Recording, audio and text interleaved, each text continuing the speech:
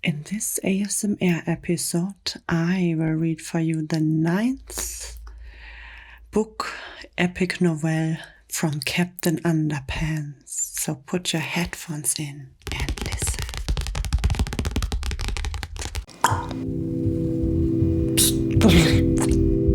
RSMR Katz.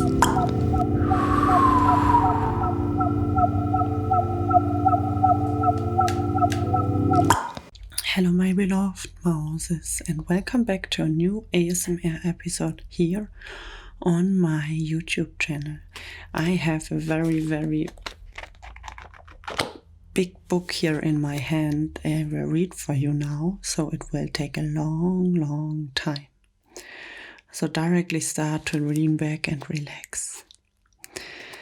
This is a 9th epic novel from Dave Pilkey named Captain Underpants. I already read 8 books from this epic novel, so I just can recommend you to really read all the others with me. Click through my playlist and start with the book 1 until you arrive here, because all the books are in. You can read one by one, but I think for the full feeling it's the best to listen to it one after another.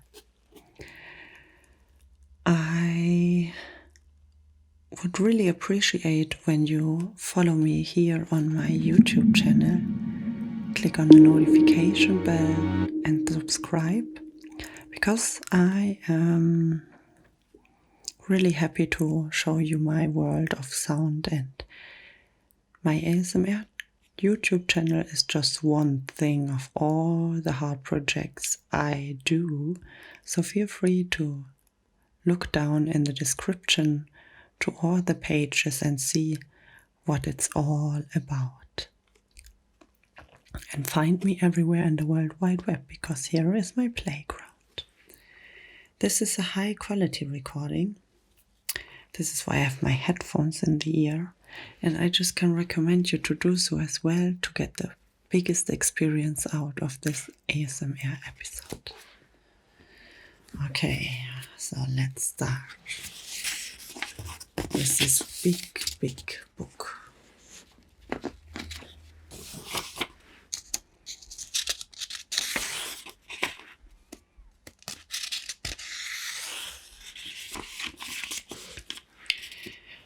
Hey everybody, the last time you saw us, we were headed to jail for the rest of our lives. Then something even worse happened. Check out this comic book to get caught up on the story so far. The super top secret truths about Captain Underpants.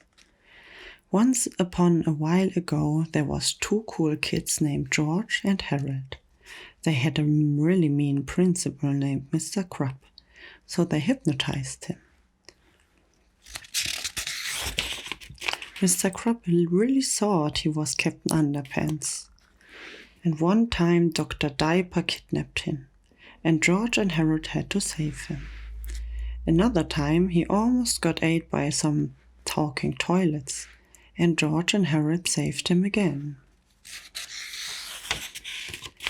And then this other time a bunch of zombie nerds attacked him. But Captain Underpants drank super juice, and he got superpowers. Then he saved George and Harold. And here is the worst part. Whenever Mr. Crab hears somebody snap their fingers, he turns into Captain Underpants. And whenever Captain Underpants gets water on his head, he turns back into Mr. Crab. So whatever you do not snap your fingers at Mr. Crab. And if you ever see Captain Underpants saving the world, hide the water. Chapter 1, George and Harold. This is George Beard and Harold Hutchins. George is the kid on the right with the tie and the flat top. Harold is the one on the left with the t-shirt and the bad haircut. Remember that now. When our last adventure ended, George and Harold were being escorted to jail. The police had discovered surveillance photos showing the two boys robbing a bank with Captain Underpants. Of course, we all know that George and Harold and Captain Underpants were innocent. It was the evil twins who had robbed the bank. But the police hadn't bothered to read the last book, so they really didn't know what was going on. All they know was that George and Harold looked a lot like the two kids in the surveillance photo, so the cops yelled freeze and grabbed George and Harold, then told the two boys of their terrible fate. Suddenly, a giant pair of robotic trousers appeared from out of nowhere. The terrifying Tippy tingle trousers emerged from the zipper zapped the cops with an ice ray. And chased George and Harold and their two pets, Crackers and Zulu, far into the cavernous depths of the lower right-hand corner of page 17. If you read our last epic novel, you know that is how the story ended. But that's not how it was supposed to end. You see, Tippy and his giant ice race zipping robot trousers weren't supposed to be there at all. They had come from the future and rudely interrupted what was supposed to happen. Unfortunately, for Tippy, the simple act of sending himself backwards through the time would end up being terrible. A terrible mistake. A mistake that would ultimately lead to the destruction of our entire planet, more or less. But before I can tell you that story, I have to tell you this. Chapter 2. The Banana Cream Pie Paradox. Time machines are awesome. There's no doubt about it. But they can also be very dangerous. It's possible that a person could go back in time and accidentally change one little thing, and that one tiny, itsy-bitsy thing could profoundly affect the future. This is what scientists refer to as the banana cream paradox. Imagine if you, with the scientist from the year 2020, baked a banana cream pie using bananas that he harvests from this very own banana tree.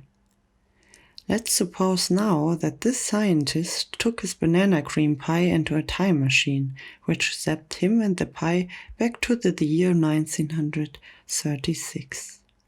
Now, imagine that the scientist stepped out of this time machine and accidentally tripped, smashing his pie into the fact of the lady sitting at the fancy garden party.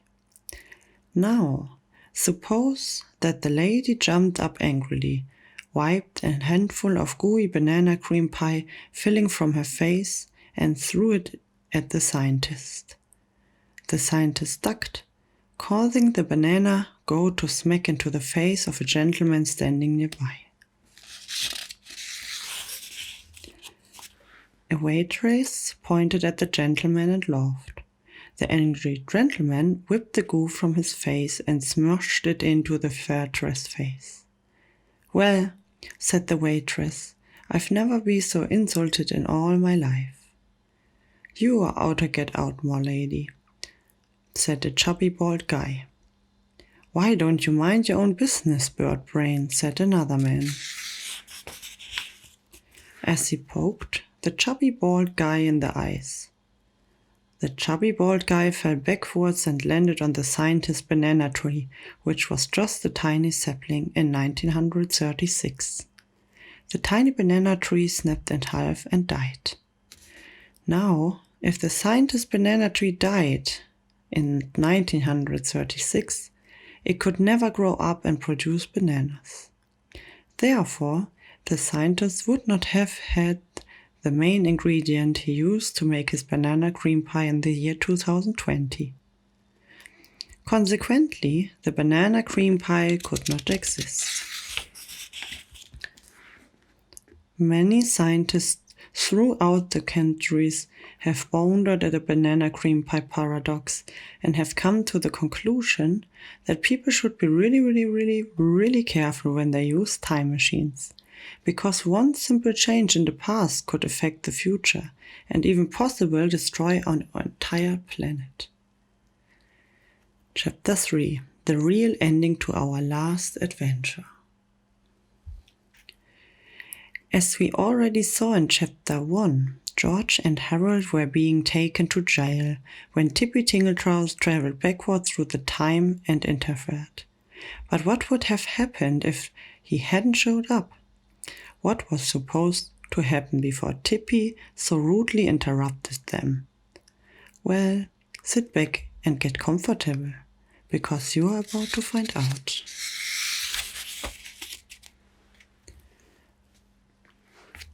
The police chief and his right-hand man, Officer McWiggly, handcuffed George and Harold and shuffled them into the back of their police car. "You've got the wrong guys," cried Harold. "We didn't rob the bank." "It's true," said George. "That bank was robbed by our evil twins from an alternative universe." "Yeah, right," said Officer Mr. Wiggle. "If I had a penny for every time I have heard that excuse." On the way to jail, the cops drove past Mr. Crab, who was busy cleaning up the soggy toilet paper in his yard. "Hey," shouted the police chief. "That's the guy who robbed the bank with those kids. Let's get him."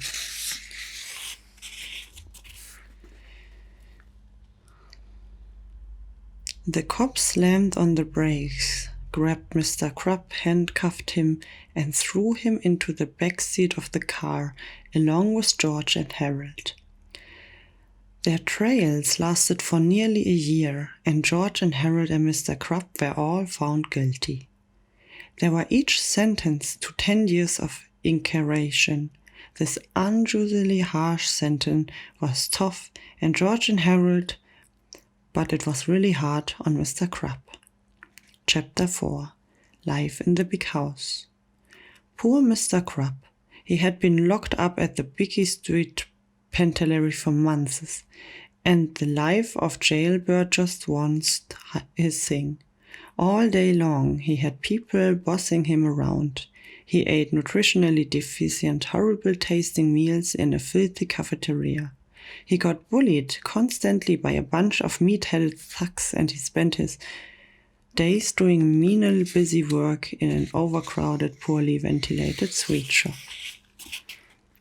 Mr. Crab was told when to eat, when to read, and when to exercise. He even had to ask permission to go to the bathroom. He was constantly bombarded with pointless rules, ridiculous discipline, random searches, metal detectors, security cams, and pharmaceutical design to make everyone compliment and docile. It was a lot like being a student at Jeremy Howard's elementary school, except that the prison had better funding. Mr. Crab grumbled angrily to himself as he stomped around the prison quartet in a gloomy autumn afternoon. In the center of the courtyard, a giant green tarp shielded everyone's eyes from something large and tall that was being bullied in honor of the Pig State upcoming 10 years anniversary. Everyone assumed it was a kind of state, but since nobody had seen the top-secret project, nobody was quite sure what it was. "I'm sick of this place," Mr. Crab muttered himself. "Everybody always telling me what to do. If one more person gives me another order, I think I'm going to get crazy." "Hey, fatty," shouted a tiny inmate working behind the green tarp. "Give me the hammer over there." Mr. Crab clenched his fist furiously. "You can tell me what to do," he screamed. "You're a prisoner just like I am." "I most certainly am nothing like you," said the tiny prisoner. It was Tippy Tingletrows who was serving an 8-year sentence for attempting to take over the planet with intent to engulf humanity. Mr. Crab rolled up his sweaty sleeves and stomped over the pin-sized prisoner. He eyed Tippy and up down. Tippy eyed Mr. Crab down and up. "Hey," Mr. Crab shouted. "You look kind of familiar." "I agree," said Tippy, "but I can't quite remember where I've seen you before." The two men walked in slowly circles around each other. "Well, whoever you are," Mr. Crab said, "you've got no business bossing me around." "I will have you known," said Tippy, "that I'm more than just a regular prisoner. I'm an artist. I was handpicked to build a robo here. I mean a statue by Warden Schmorden." Suddenly, a rotund little man peeped his bulbous dandruff-speckled head out from behind the green tarp. "Did something just say my name?" he asked, excited. It was Warden Jordan B. Schmorden, the guardian and chief jailer of the Pig State Penitentiary. Warden Schmorden was known far and wide for his cruelty and strictness. He once sentenced a prisoner to a year of solitary confinement just for ending a sentence with a preposition. Warden Schmorden was undoubtedly the most maniacally evil person everyone ever had met. But the injurious jailer had one fatal weakness. He was easily flattered. And that weakness was exactly what Tippy Tingle-Trousers used to talk his way into making a giant statue of Warden Jordan Borden Schmorden to commemorate the 10-year anniversary of the Pig State Penitentiary. "Just leave everything to me," said Tippy at the start of the project, "and I will construct the most stunningly handsome statue you have ever seen." "Really?" said the warden. "Can you make it extra tall and extra handsome?" "Of course," said Tippy. "Wonderful," cried Warden. "How soon can you get started?" "As soon as I get my supplies," said Tippy.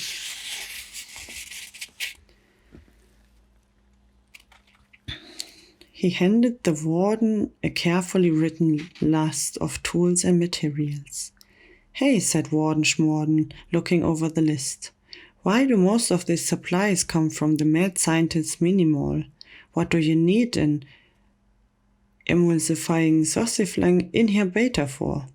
And what kind of a statue is this reverse humbling tractor McFrentralizer?" "You know," said Tippy, "I don't tell you how to run your prison, so don't tell me how to build my statues." "Fair enough," said Warden Schmorden. Chapter 5. The Unveiling.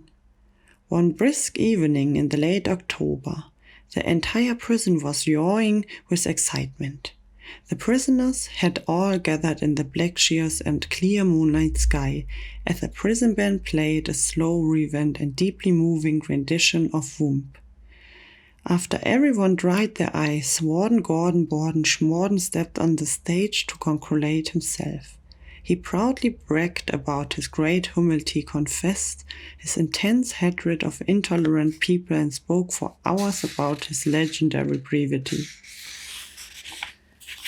Then the moment of truth arrived. Tippy Tingle-Trousers' statue was finally ready to be shown to the world.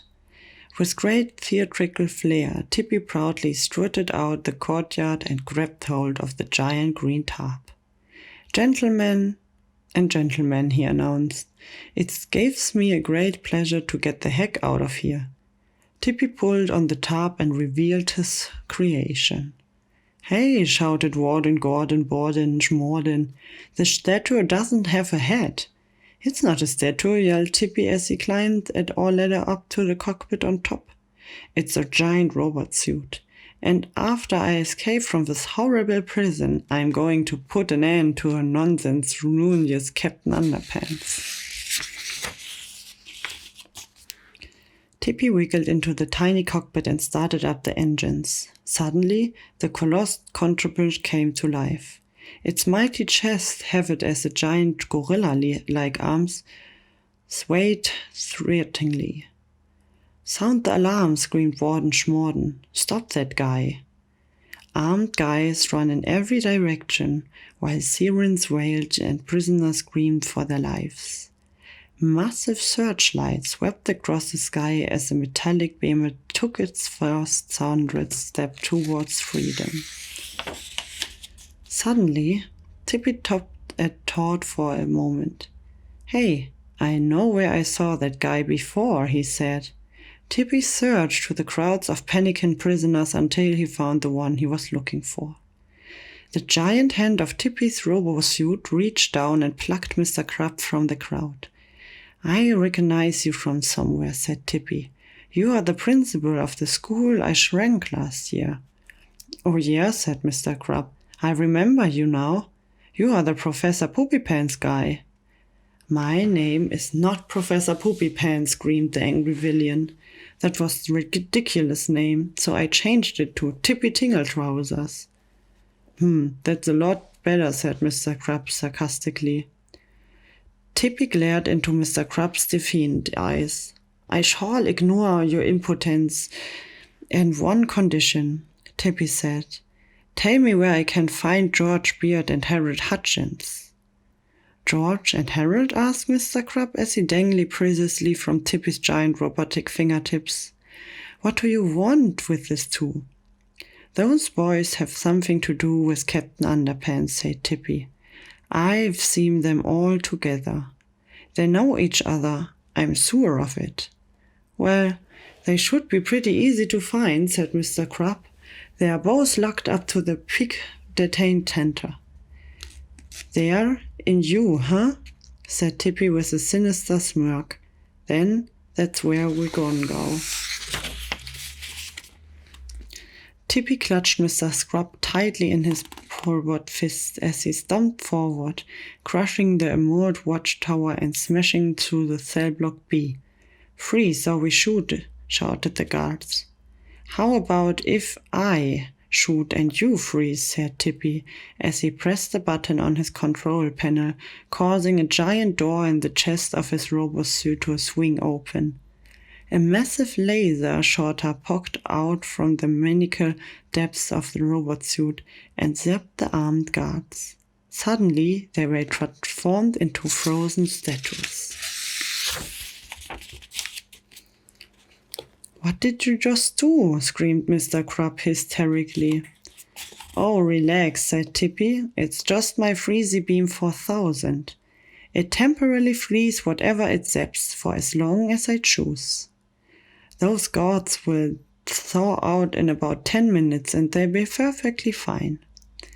Tippy's having mechanical monstrosity thundered through prison parking lot, battering buses and crushing cars as it headed towards the center. "I just don't get it," said Mr. Crab. "What's so important about Captain Underpants?" "That ridiculous superhero foiled my plot to take over the planet and enslave humanity," shouted Tippy. "He's the reason I got locked up." "Everybody knows that," said Mr. Crab. "But what's going to stop him from defeating you again?" "Oh, don't you worry your sweetie little head about that.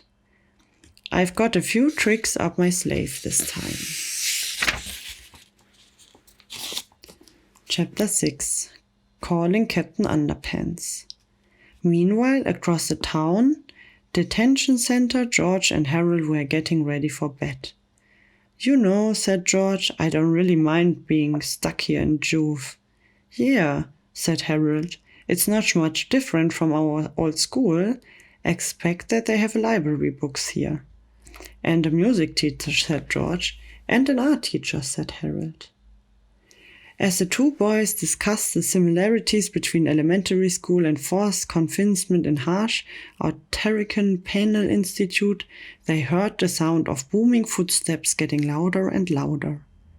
Soon, their entire building began to shake violently, with each thundering stride. George and Harold dashed to their windows and saw Tippy terrifying robo-suits stomping towards them, freezing anyone and everything that stood in its way. "Oh no," screamed Harold. "We are doomed." Tippy stopped at the main entrance to the center and demanded to speak with whoever was in charge. After a few minutes, the center administrator director Hector Schmechter showed up nervously at the door. Said Director Schmechter. "Maybe I help you." "Do you have 2 kids in there named George Baird and Harold Hutchins?" shouted Tippy. "Oh yeah," said Director Schmechter. "Those 2 kids are nothing but trouble. There's always pulling pranks to me. I mean, you can't sit on a toilet around here without getting ketchup sprayed in your underwear. And last week they—" "Just hand them over," Tippy interrupted. "No problem," Director Schmechter chuckled, trying to sound cool.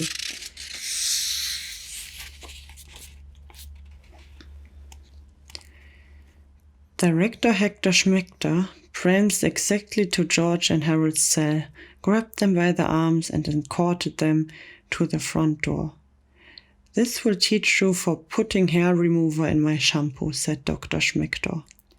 Hector tossed the boys outside and looked to the door.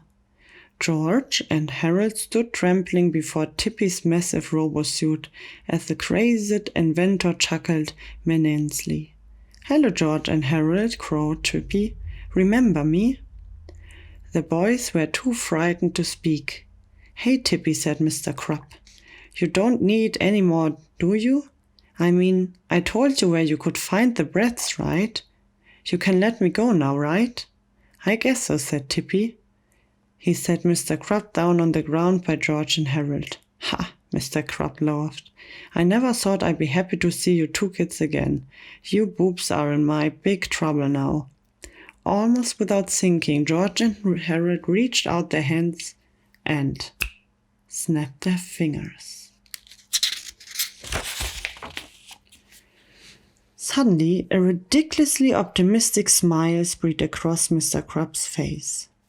"Hey," cried Tippy, "what's going on down here?" What George and Harold knew, and what Tippy was about to discover, was that Mr. Krupp transforming into the world's greatest superhero, Captain Underpants. Quickly he wiggled out of his purple prison jumpsuit, flipped his shoes away, and peeled off his wet toupee. The only thing missing was his cape. He looked around the detention center, but couldn't find anything suitable. "I can't be a superhero without a cape," said Captain Underpants. "You okay?" George assured him. "Yeah," said Harold. "You don't need a cape, seriously." "Sorry," said Captain, "but you gotta look fine if you're gonna fight crime." And with no time to spare, Captain Underpants flew over to find a cape. That guy was Captain Underpants?" cried Tippy. "Oh yeah," said George. "I just have him in my hand. I could have crushed him." Again, George responded with the only intelligent word that could possibly be able in such this situation. "Oh yeah." Meanwhile, Captain Underpants had flown to a nearby shopping center, which was having its seminal Lazy Starling sale. "Quick," cried Captain Underpants. "Do you guys sell superhero capes?" "You betcha," said the employee cheerfully. "They're in Aisley 39 between the Diceries and the Wizard Heads." "Awesome," said Captain Underpants. In no time at all, our hero found a cape, tied it around his neck, and flew off into the night to face his mortal enemy. Chapter 7. Tippy's Trouser Troubles. Meanwhile, back at the center, Tippy Tingle-Trousers was in a tizzy. He grabbed George and Harold in his mighty robot hands and demanded some answers. "Tell me everything you know about Captain Underpants," screamed Tippy, "or I squeeze you kids like a couple of blueberries." "Well," said George, "he's really strong." "And," said Harold, "he's really powerful." "Yes," said Tippy, "what else is he?" "He's right behind you," said George, and Harold simultaneously. Tippy turned quickly, but not quickly enough. Captain Underpants swung his flabby fist and bashed Tippy right in the jaw. The force of the blow sent Tippy's robosuit flying over the top of the center and into one of many downtown skyscrapers. George and Harold flew from the grip of the Tippy robo-fists and landed safely on some nearby bushes. "I kill you," screamed Tippy as he pulled himself up and lunged it at Captain Underpants. The chest panel of the robosuit flipped open and brilliant bursts of energy from the freeze beam 4000 shot out the waistband barrier. But Captain Underpants was too quick. He zipped and zigged, expertly avoiding every frozen energy beam that buzzed from the belly of the beastly robosuit. "Oh, Tippy," called Captain Underpants as he sat sulkily atop a nearby skyscraper. "I'm up here." Tippy turned quickly and zapped his freezy beam 4000 at the skyscraper, covering it with a thick casting of ice. But Captain Underpants had been too fast. He had signed it away just in time. Captain Underpants flew several blocks away to the swing set at the playground of the school. Robo Tippy ran after him. "Yo, Tippy Tip," Captain Underpants sang as he swung playfully from his wing. "Will you give me a push?" Tippy leaped over the school and landed in the football field. He zapped his freezy beam 4000 again, this time covering the swing, set with a thick coating of ice. But again Captain Underpants had zinged away just in time. "Here, Tippy Tippy," called Captain Underpants again as he lounged lazily between Tippy's giant robot feet. "I'm down here now. Could I have some ice?" "Why, you little," screamed Tippy as he bent over and tapped his freeze beam 4000 down between his feet.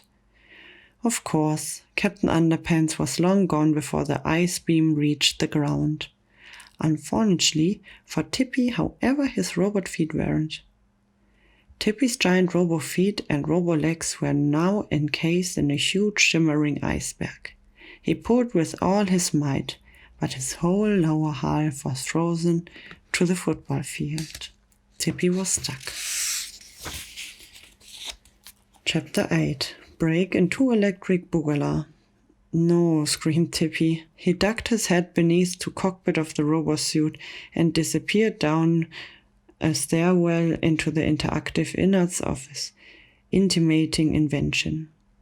Captain Underpants grabbed the arms of the robosuit and began to pull. Harder and harder he tugged until, one by one, the rivets in the robosuit's thick steel belt began to pop. The harder Captain Underpants yanked, the more the robosuit began to break in two. The shrieking sound of twisting metal reverberated around Tippy's as he traversed the crumbling staircase. His only chance was to make it down to the lower half of the robosuit before Captain Underpants pulled it apart. With no time to spare, Tippy dashed into the robot trousers just as the robot suit broke in two. "You haven't seen the last of me," Tippy yelled as he closed the emergency hatch on the robot trousers. Then Tippy set his Tinkle time travel meter to 5 years ago and pressed the Away We Go button. Suddenly, sparks of the blue lightning began emitting from the robot trousers. The massive bolts crackled loudly and grew more and more intense until finally Tippy and his robot toes were enveloped in a giant ball of blue lightning. A blinding flash turned the night sky into day for a silver of a second, and then it was all over. Tippy and his robot trousers had disappeared, leaving only an empty mound of ice behind. The crazed inventor and his terrifying trousers would never be seen again after the night. They would, however, be seen exactly 5 years before that night. But before I can tell you this, we have to go back even further. Chapter 9. Exactly 5 years, 11 days, 14 hours and 6 minutes ago. This is Harold Hutchins. Harold is 6 years old and lives with his mom and sister at Vine Street in Ohio. Harold's parents had just gotten discovered and his dad have moved to Nevada about 6 months ago. None of this had been easy for Harold. He didn't talk about it. In fact, Harold Hutchins didn't talk much at all. He kept to himself mostly and drew pictures. Lots and lots of pictures. Harold liked to draw monsters and superheroes. The monsters he created were evil and ferocious, and his superheroes were always virtuous and brave. They were never far away when you needed them. Harold loved getting lost in this wonderful paper and pencil adventures, where the good guys always won and the bad guys ended up getting kicked in the butt that they deserve. Today had started out just like an ordinary school day. Harold was dressed and ate his breakfast, trying hard not to think about the tough day that lay ahead of him. Harold was in kindergarten at Jeremy Horwitz Elementary School, and he hated it every time. His teacher was mean, the bullies were jerks, and the principal was just plain evil. The best Harold could do was try to fit in and not draw any unnecessary attention to himself. He brushed his teeth and carefully placed his pencil and his favorite drawings into his backpack, unaware that today was going to be a day that would change his life forever. Harold's mom helped him to put his backpack on the front of the door. "Maybe you make a friend at school today," she said carefully. "Nah," said Harold, emotionless. "I don't think so." "What about the little boy next door who moved in last weekend?" said Harold's mom. "What's his name?" Harold shrugged. He had seen the boy once or twice, but they hadn't actually met. "Maybe you should go over and introduce yourself," said Harold's mom. "Wouldn't it be nice to have a friend who lives next door?" Harold struggled again. Harold's mom hugged him and kissed the top of his head. She got $2 out of her purse and handed them to Harold. "This is for your lunch, okay, honey?" she said. "I don't want you using this money at the candy machine or the pop machine." "I won," said Harold. That much was true. Harold knew his lunch money would never make it to the candy machine or the pop machine. Harold's $2 usually even made it into school. They were always taken away from him by a 6th grade bully named Kipper.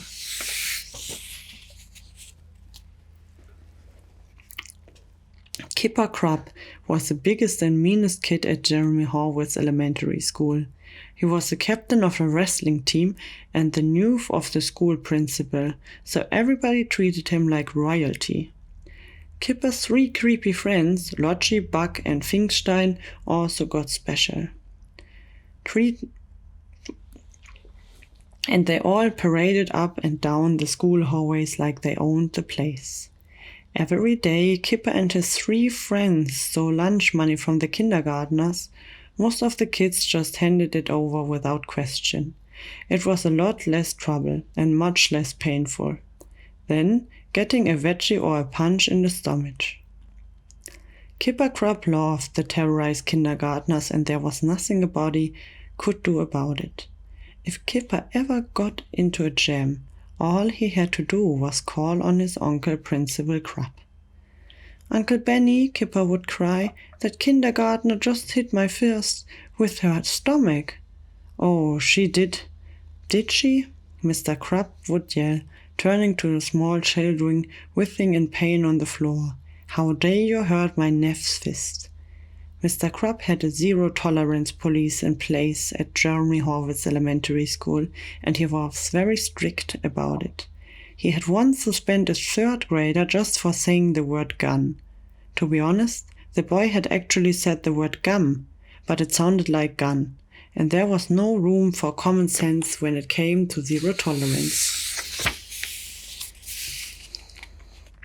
Harold knew from experience that the wisest thing to do was stay out of Kipper's way, so his daily walk to school became more like an obstacle course. He quickly ran in sports, dashing from trash can to mailbox to tree, hiding behind anything he couldn't find, just in case Kipper and his friends were nearby. The worst section of Harold's mad dash to school was the intersection of Dogway Drive. There was nowhere to hide between the big tree by the coffee shop and the sign at the gas station across the street. He just had to wait for the walk signal rune for it and hope for the best. Most days Harold was lucky, but his luck was about to run out. Harold crouched quietly behind the coffee shop tree, watching the traffic lights, concentrating on the cars and looking out for Kipper. It was very stressful. After a couple of minutes, the cars came to a stop. The walk signal lit up, and Harold took on one last glance left and right. It was now or never. He jumped up and ran across the street as fast as he could go. When he reached the other side of the street, Harold leaped behind the display sign in front of the gas station. He had made it. He was safe. Or he thought so. "Hey, you stupid kid," shouted Billy, the owner of the gas station. "Get away from the sign." Harold's heart was pounding in his throat as Billy stomped towards him and grabbed the back of his t-shirt. He yanked Harold out from behind the sign, making a terrible scene. "That sign is a valuable piece of merchandise," Billy screamed. "Not a toy for you to play with." "I'm sorry," Harold whispered frankly, trying to pull away. But it was too late. Billy Bill's loud shouting had caught the attention of Kipper Crab and his 3 creepy thugs. The 4 bullies strutted across the street towards Harold. "Hey, kid," yelled Kipper. "Why are you bothering this nice man?" "I'm sorry," Harold said again, looking down. Billy Bill released Harold with a shove, causing him to fall to the ground. "You boys better take care of your little friend here," Billy Bill said, "or I'm gonna call the cops on him." "Don't worry, mister," said Kipper. "What an evil grin. We take good care of him." Kipper yanked Harold up by his arm while Luke bullied Harold's backpack open and started rummaging through it. "Hey, look, I found his lunch money," said Luigi. "Gimme it," yelled Kipper. Luigi doubtfully put the money into Kipper's moist, dirty hand. None of this behavior appeared to disturb Billy at all. In fact, he seemed to enjoy watching it. "You gotta learn to stick up for yourself, boy," Billy Bill said to Harold, chuckling, "or people are gonna bully you your whole life." The 4 thugs dragged Harold across the street towards the school parking lot. Harold's luck was running out, but fortunately, as we all know, luck has a way of changing, and Harold's bad luck was about to change in a very big way. Chapter 10. Meet George. This is George Beard. George is 5 3/4 years old. He and his parents had just moved from Michigan into the house next door to Harold and his family. George was what adults like to call a precious child. His mother had taught him to read and write when he was 4 years old, and he currently scored higher in tests than most children twice his age. George's former teachers had suggested that he skip ahead to the 3rd grade, but his parents decided it would be better if George stayed in classroom with kids his own age. To this day, George's parents were still not sure if they had made the right decision. On the one hand, George had developed good social skills and he had been well liked by his classmates. That was good. On the other hand, George was bored in class and often got into mischief. That was bad. George had never really liked school very much. He preferred riding his skateboard, watching monster movies and reading comics and graphic novels. George liked writing stories too. He had filled up more than 20 spiral notebooks with marvelous silly adventure stories that he had written all by himself. Many, of course, had gotten him into trouble when he read them out loud at his school. His classmates loved them, but his teacher thought they were rude, violent, and totally inappropriate. "I hope things will be better in Ohio," said George's mother as she helped him get ready for his very first day of class at Jeremy Horwitz Elementary School. "Your father and I bought you this nice tie to wear at school today." "A tie?" cried George. "Kids don't wear ties." "Well, you are going to wear one," said George's mother. "I want you to make a good first impression." "Ah, come on, Mom," said George. "Ties are for nerds." "Oh, for heaven's sake," said George's mom. "Your father wears a tie. Is he a nerd?" Kind of," said George. "Don't be ridiculous," said George's mom. "You are wearing a tie, and that's final." "Rats," said George. George put his backpack on the rack and he hugged his mom at the door. He was still a little upset about the whole tie thing. "Have a good first day at school, dear," said George's mom. Said George. George grabbed his skateboard from the bushes by the driveway and started off towards the school. It was but about 5 blocks away, and the sidewalks were mostly smooth with hardly any pebbles. Good for skateboarding. The ride to school had been very pleasant, actually, until George reached the corner of Dogwood Drive and Rosita Lane.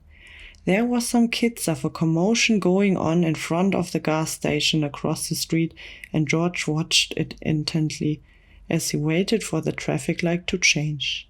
He saw the gas station guy shove a yellow-haired kid to the ground. Then he saw some mean-looking kids yank the boy up and steal his money. This was no good. Finally, the light changed and George walked across the street towards the gas station.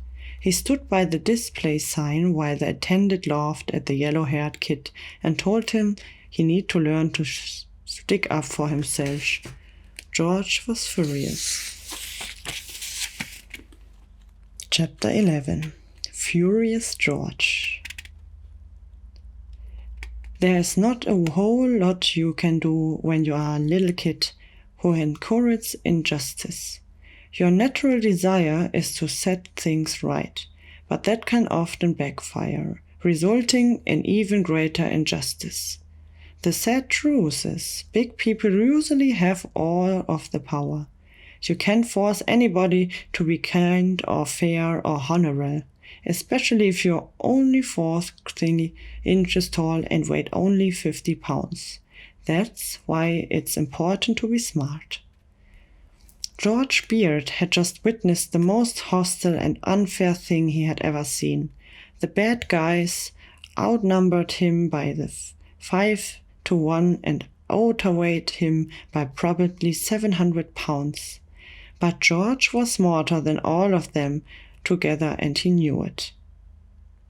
As the bullies dragged Harold across the street, George looked around him for the best way to make things right. He focused on the display sign next him. The sign read "Free Brake Inspection." This was a busy intersection, and George knew that a tiny change on his sign could create a great deal of palladium. So he reached over to the sign and removed the letters K and E from the word brake. "Hey," screamed Billy Bill, "you get away from that sign right now. What is wrong with you kids these days?" Billy Bill marched over to George, yelling and waving his hands in the air frantically. He reached out to grab George by the shirt collar, but he never got the chance. At the very moment, a violet Volkswagen jumped the curb and scratched up the next Billy Bill. 2 old ladies flew out of the car, screaming at the top of their lungs. "Free bra inspection," shouted the driver as she smacked Billy Bill over the head with her purse. "That's offensive. How dare you?" yelled the other, hitting Billy Bill with her cane. "Women are human beings, not toys for you to play with."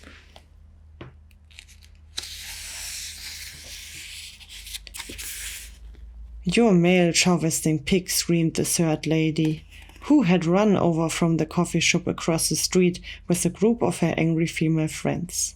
They each took turns kicking Billy Bill repeatedly in the knees, as other women drivers slammed on their brakes and rushed forward to join in the furious female fight for equality.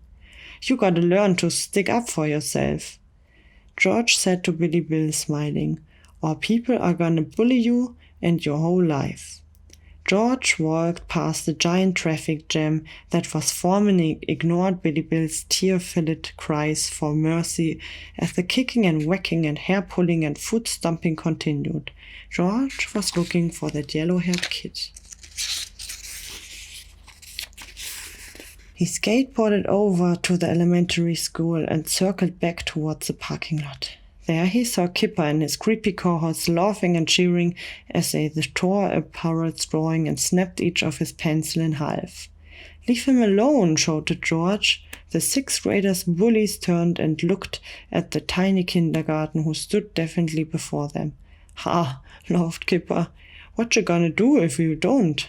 "I'm gonna Indiana Jones ya," George said as he untied his tie and twirled it threateningly between his outstretched hands. "Get him," yelled Kipper.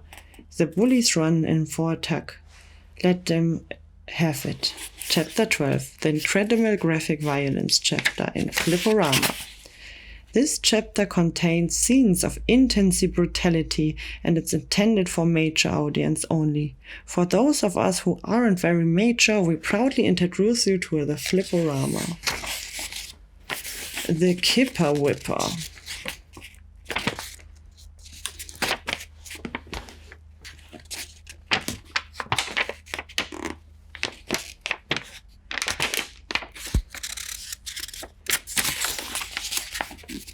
Kipper screamed like a giant blubbering baby and ran for his life. Buck and Lodgy were up next. The attacker smacker.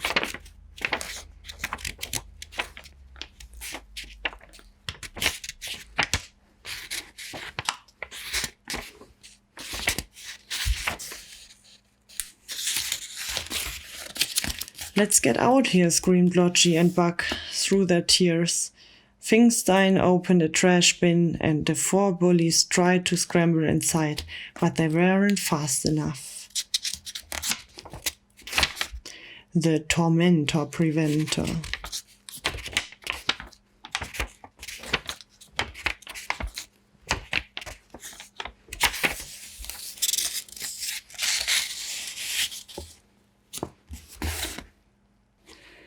Chapter 13, The Detention. "I don't want you guys messing with me ever again," George said firmly, as the bullies squealed in high-tech picture terror. "And that yellow hair kid is off limits too. You mess with us, you answer to the tie." George snapped his tie and the air on last time, causing 4 sobbing sixth graders to shriek like baboons. Ooh, Uncle Benny," Kipper wailed through his tears. Suddenly Mr. Krupp came storming out of the building. "What's going on out here?" he screamed. "That little kid beats up," Kipper sobbed. "Oh, he did?" yelled Mr. Krupp as he grabbed George by his arms. "I don't take kindly to bullies in this school." "There, the bullies," cried Harold, pointing at Kipper and the 3 frightened friends. "Those guys were just about to beat that kid up. He was just defending himself." Mr. Krupp reached over and grabbed Harold by his arm. "I don't like liars either," he growled. Mr. Krupp yanked both boys to the detention room. "You true troublemakers are going to stay here until you've learned your lesson," he shouted. Then slammed the door. "So much for a good first impression," said George. The 2 boys sat in silence for several minutes. Harold opened his backpack and took out notebook and the pointy half on his broken pencils. He started to draw. "What grade are you in?" asked George. "Kindergarten," said Harold. "Me too," said George. "I'm new. We just moved here 3 days ago." "Oh," said Harold, "I think you live next door to my house." "Really?" said George. George glanced over and noticed that Harold was drawing a giant monster. "Hey, you're a good drawer," George said. "Thanks," said Harold. George watched as Harold drew a flying hero zapping the monster with a laser beam. "Cool," said George, pointing to the superhero. "What's that guy's name?" Harold shrugged. "He doesn't have a name." "How come?" asked George. Harold shrugged again. "It's just a picture," he said. "It's not really a story." "Oh," said George. George watched intently as Harold finished his picture. When he was done, Harold folded the page back and started drawing a new picture on the next page. "Do you want to draw too?" Harold asked. "I have some more pencils. They are broken, but the pointy parts still work." "No," said George. "I can't draw good. I'm a writer." "Oh," said Harold. "Here," tore them fresh pages out from the back of his notebook and handed them to George.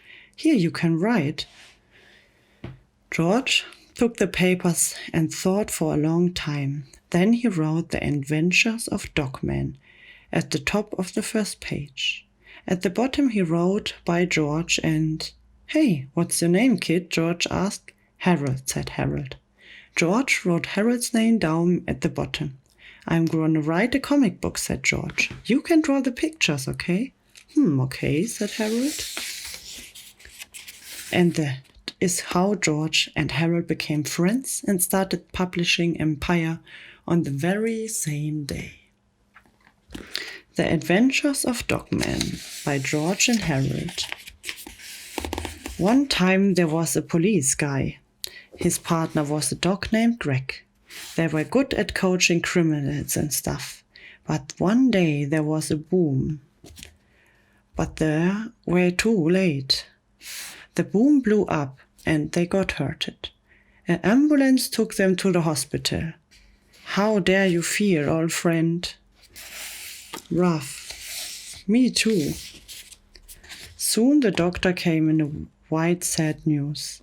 "I am sorry, Greg, but your body is dying. Your head is dying too, cop. Rats, I sure hate my dying head." But then, "Hey, I got an idea," said the nurse.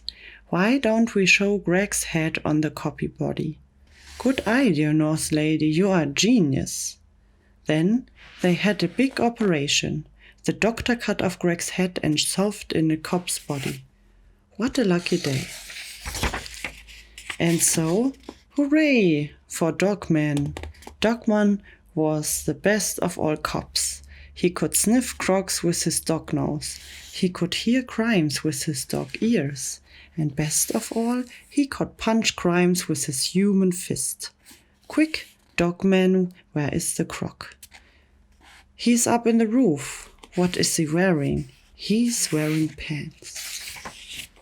How will he ever get up there? Good idea, Dogman. Let's climb the bark of this tree. And so, we caught the bad guy. We couldn't without you. Dogman was the greatest cop of ever, but he had mortal fear. Dogman saw vacuum cleaner and run and hide it.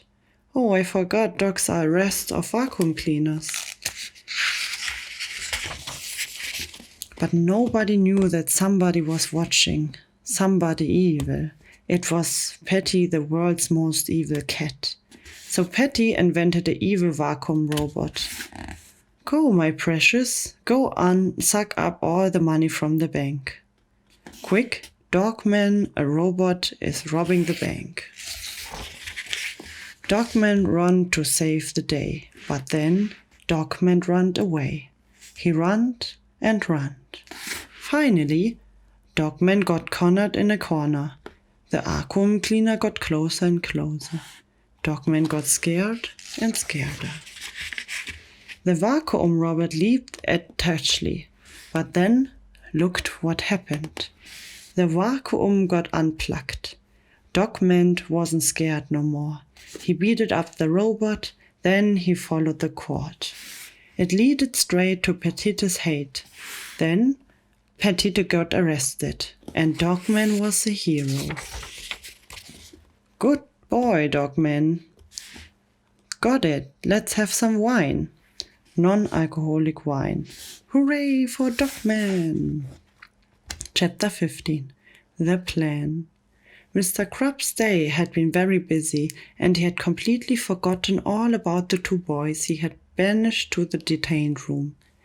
By the time the final bell rang, George and Harold had finished their very first comic book. "Hey, this comic book turned out pretty good," said George. "Yep," said Harold, smiling. "I bet we could make copies of this and sell them for 25 cents each," said George.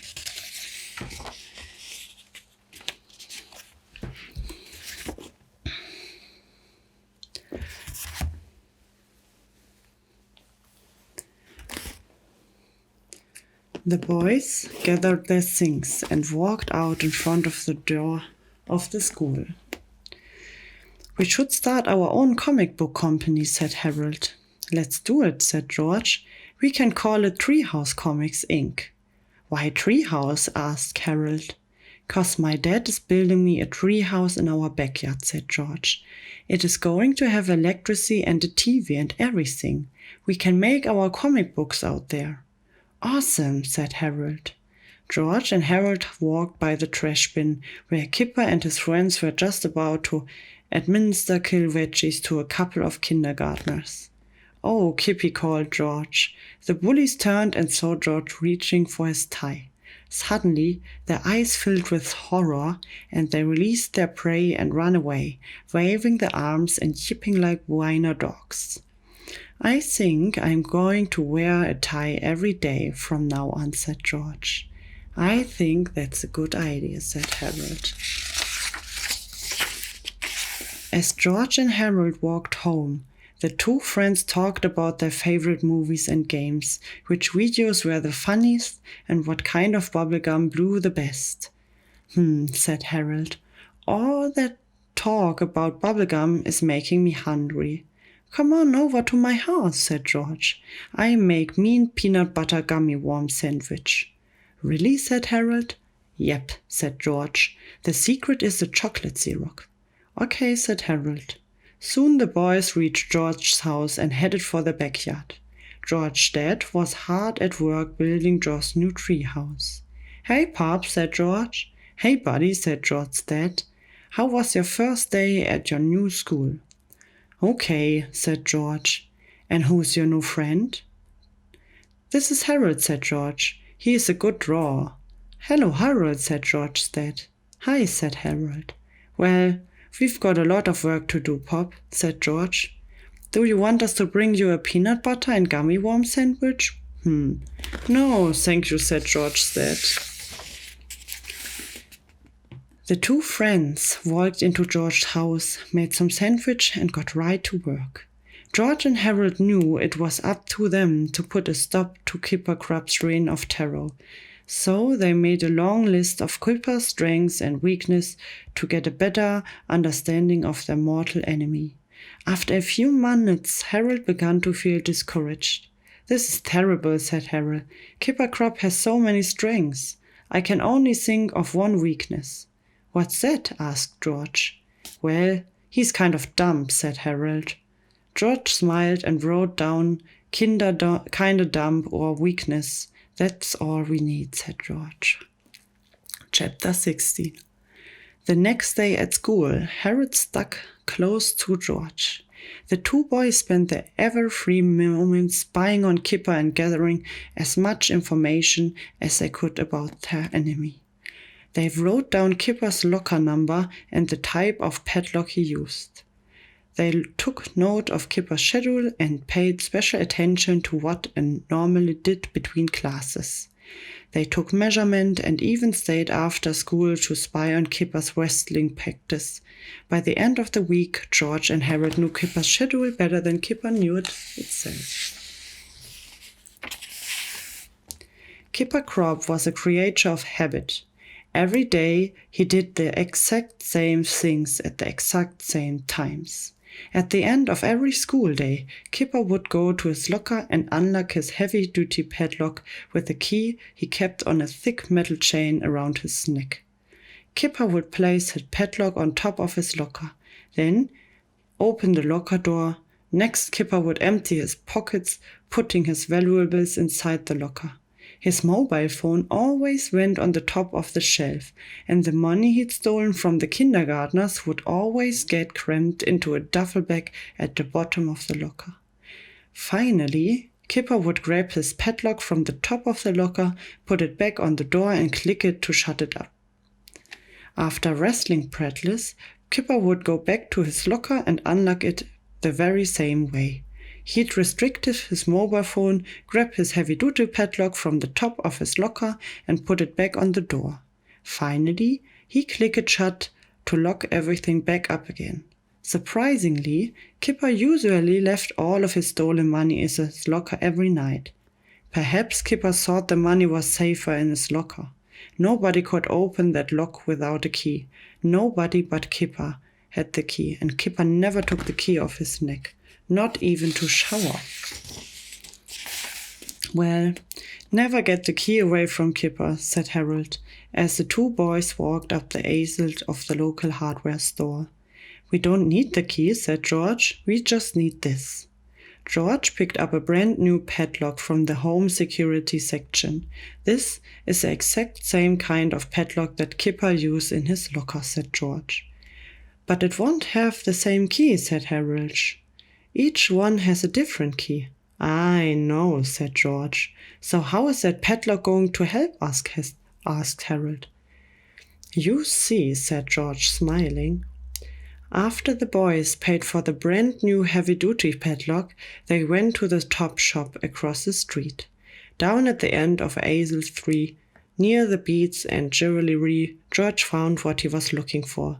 A Susie Sunshine friendship bracelet kit. What is that for? Asked Harold. We gotta make a couple of friendship bracelets this weekend, said George. Why? What for? Said Harold. You will see, said George, smiling even more. That weekend, George and Harold spent a lot of time drawing up plans and design pranks that would help put an end to bully situation of January, Harvard's elementary school.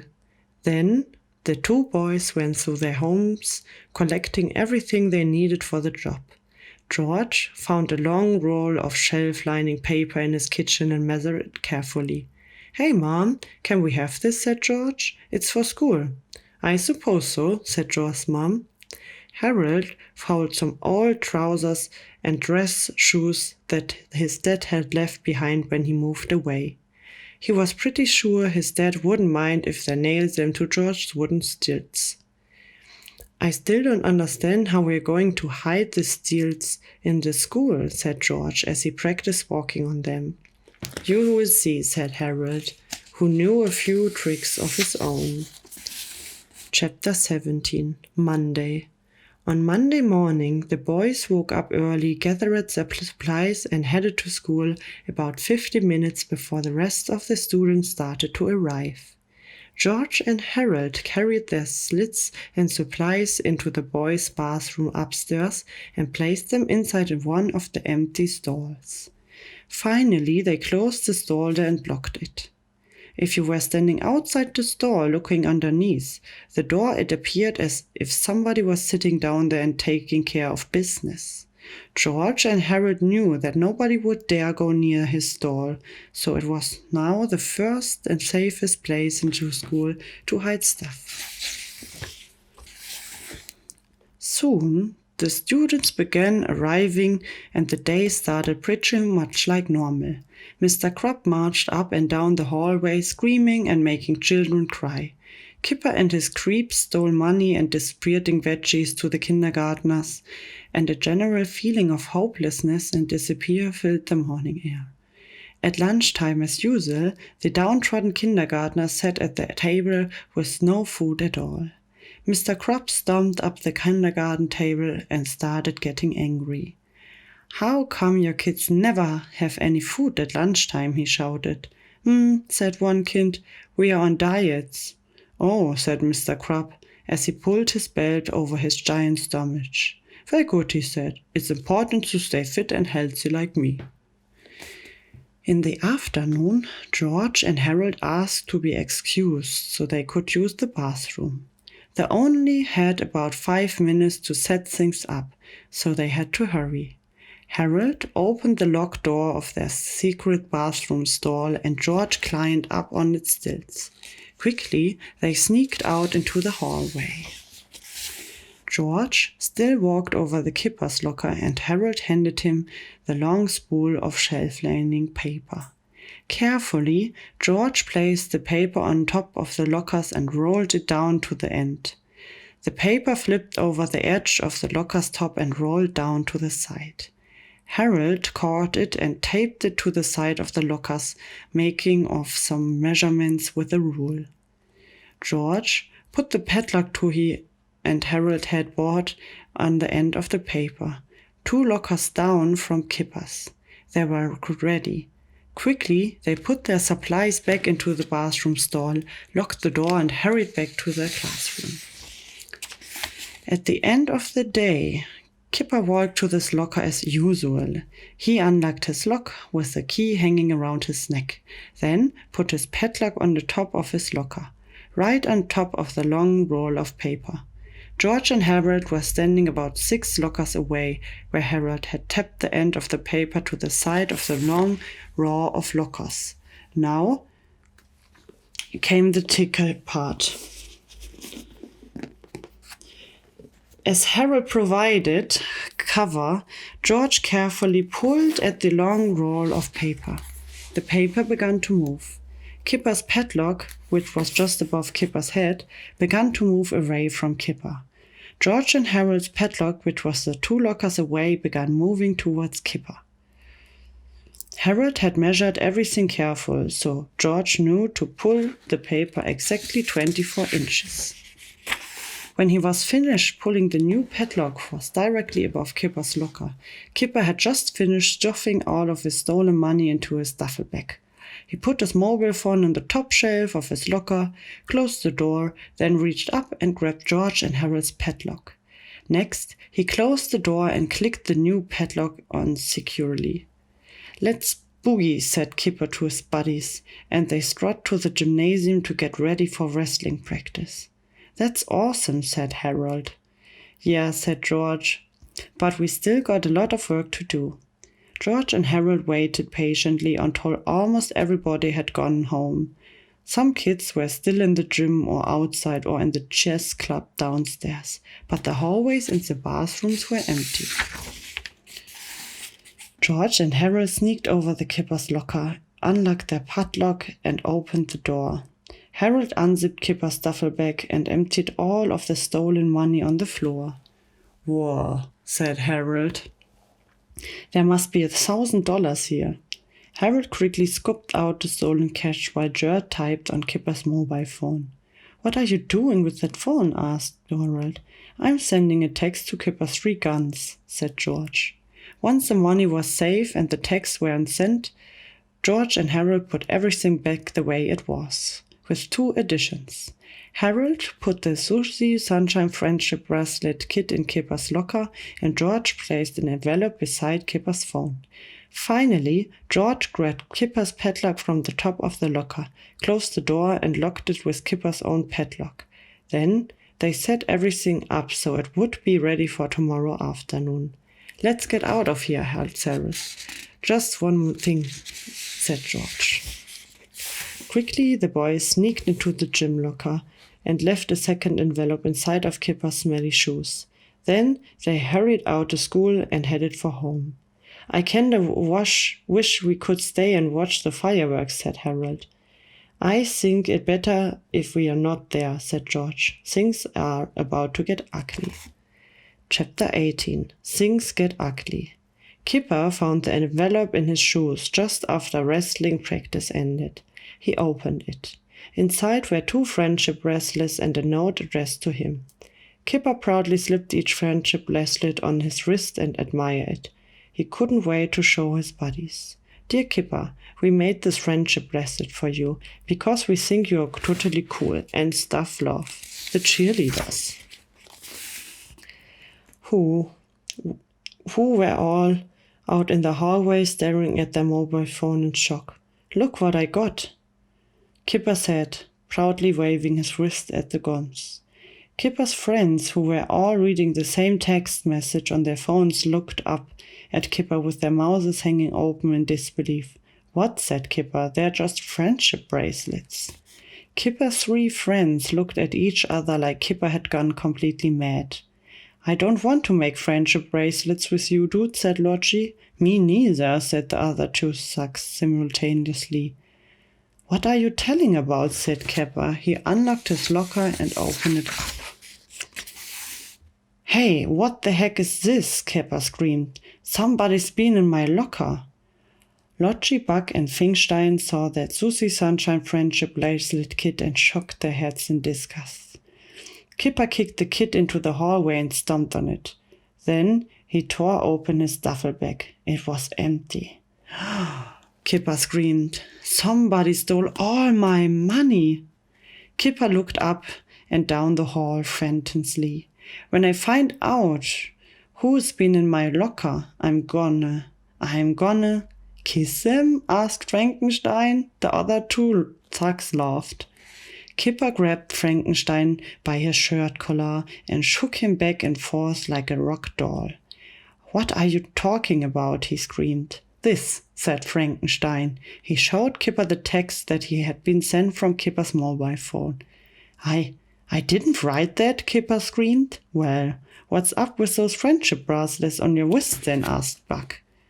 "The cheerleader gave to me," said Kipper. At the very moment, a group of cheerleaders were coming from the practice outside. "I'll prove it," said Kipper. He showed the bracelets to the cheerleaders, waving his wrist at them like a lunatic. "You guys made this for me, right?" Kipper asked them, pointing desperately at the friendship bracelets. The cheerleaders gave Kipper a strange look. "Ew," said Wendy Swan, the head cheerleader. Kipper blinked his eyes like a crazy person. He began breathing heavily. He clenched his fists and shook with rage. Kipper's friends glanced at each other, exchanging silent, worried looks. They each took a few steps backwards as if they feared Kipper might explode. "Hey, you will see you later, Susie Sunshine," said Lodgy. The 3 thugs walked away laughing, leaving Kipper alone and franticized. Finally, Kipper returned to his locker. He grabbed his mobile phone and found an envelope beside it. Kipper tore the envelope open with insane rage and read the notice inside. "I'm coming for you, signed Wedgie Maggie." Chapter 19. Who is Wedgie Maggie? George and Harold stopped by the thrift store on their way home to buy a bunch of supplies for Tuesday. The checkout lady gave them a very strange look as they walked up to the till. "What are all these dresses for?" asked the lady. "They're for school," said Harold. "Oh," said the lady. When they got home, the 2 boys sat in George's bedroom and counted Kipper's stolen money. It totally was $960. "I feel like Robin Hood," said George. "What should we do with all that dough?" "I think we should use it to buy lunches for all the kindergartners," said Harold. That's what it was supposed to be in the first place. George agreed. He picked up the phone and called the pizza place. "Can you guys deliver us pizza to the elementary school around noon tomorrow?" he said. "Really? Awesome. We take 5 large cheese pizzas, 5 large pepperoni, and 5 large black olive and pineapple." George discussed the details and arranged to drop off the payment in the morning. "We are all set for our lunch tomorrow," said George. "Cool," said Harold. The next morning, on the way to school, George and Harold walked by the pizza place. It wouldn't open until 11, but that didn't matter. George took out an envelope filled with money, coupons, instructions, and a tip for the delivery guy and dropped it through the mail slot on the front door. George and Harold had a very busy day ahead of them. They got to school early and unlocked the door to their secret bathroom stall. As the two boys unloaded their supplies and arranged their stilts, they heard the sound of the other students beginning to arrive. Today sounded just like any other day, but things at January Harwood's elementary school were starting to change. Kipper stood by the entrance of the school like normal, but he wasn't just stealing money from the kindergartens like usual. Today he also wanted information. He seemed a little anxious and shaky, like he hadn't gotten a lot of sleep the night before. Kipper's three buddies, who usually stuck close to his side, were keeping their distance from him. Lottie, Buck, and Finkenstein all watched Kipper with worried looks on their faces. Kipper grabbed every kid who came towards the door and asked them all the same question. Who is Wedgie Wedgie? Nobody outside the school had ever heard of Wedgie Wedgie, but inside the school, George and Harold were busy spreading rumors about this mysterious stranger. Did you hear about Wedgie Wedgie? George asked Harold loudly near a group of gossip girls. Yeah, said Harold even louder. I heard Wedgie Wedgie is a ghost. Me too, said George. I heard Wedgie Wedgie haunts all the hallways of this very school, looking for revenge. Revenge? Against who? Asked Harold intensely. Against Kipper Krupp, cried George in a booming whisper. The gossipy girls listened closely as George continued. I heard that Kipper Krupp got crossed by the ghost of Wedgie Wedgie. Heavens no, cried Harold. What for? For being mean to the kindergartners, said George. Wedgie Wedgie is the patron ghost of the kindergartners. I did not know that, said Harold. Oh, poor Kipper. Poor Kipper. George and Harold walked away, shaking their heads with pity. The wedgie-eyed group of gossip girls had been rendered uncharacteristically speechless. Quickly they began sending frantic texts to all of their friends about the horrible ghost Wedgie Wedgie. Within an hour, the whole school knew the terrible truth about Wedgie Wedgie, and it didn't take long before the information made its way to Kipper and his friends. That's stupid, said Kipper. There's no such thing as ghost. Yeah, said Lottie, but I heard we can go through walls and even lockers. Maybe the ghost stole all of the money yesterday. That's a bunch of bunk, said Kipper. What's the ghost gonna do with money? Maybe he give it back to the kindergartners, said Frankenstein. I heard Wedgie Wedgie was a friend to all kindergartners. Excuse me, said the pizza delivery guy holding 50 large pizza boxes. I'm supposed to deliver this pizza to the kindergartners. Do you guys know where the cafeteria is? Down the hall, said Kipper. Hey, who ordered that pizza? I don't know, said the delivery guy. I never saw him. I think his name was Wedgie something, Kipper gasped. You say you never saw him? Nope, said the delivery guy. Nobody ever seen him, but he's a pretty good tripper. Chapter 20. Tuesday afternoon. Lunchtime was a great success. All the kindergartners loved their pizza and pop, and nobody seemed to mind that it had all been bought and paid for by a ghost. Haunted pizzas tasted the best, said Freddie Moore, and the other kindergartners couldn't have agreed more. After school, Kipper unlocked his locker and once again put his padlock on the top of the locker. And just like yesterday, George pulled on the long strip of paper, switching Kipper's padlock for their own. Kipper grabbed George and Harold's padlock, clicked it close on his locker, and pulled hard to make sure it was really locked tightly. It was. Once the hallways were empty, George and Harold got back to work. George unlocked Kipper's locker while Harold filled up with pretty lace dresses, making sure the boys looked beautiful and their ruffles were just right. George typed another text message on Kipper's phone and left a new envelope beside it. Then they locked the door with Kipper's lock and set everything up so it would work again the same way tomorrow. Are you sure we can stay here and watch all the fun? Asked Todd. "We better not," said George. "Things are bound to get even uglier." Chapter 21. Things get even uglier.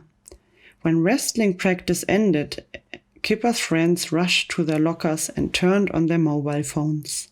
As they had suspected, there was another text from Kipper. "Let's pray, princess. I got pretty dressed for you. Try on after practice." By the time Kipper got his locker, he knew something was wrong. "What?" he yelled at his friend. "What now?" "Sorry, dude," said Lord G, "but we don't want to play dress-up with you." "Yeah, princess," said Frankenstein. The three chuckled. Kipper grabbed Buck's mobile phone and read the message. I didn't write this," Kipper yelled, "and I don't have any dresses in my locker either. I can prove it." Kipper unlocked his locker and opened the door, revealing 3 of the prettiest dresses anyone had ever seen.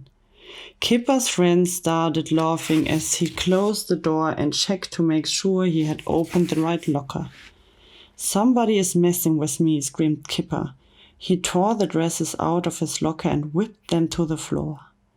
"Maybe you are just getting in touch with your feminine side," said Lord G.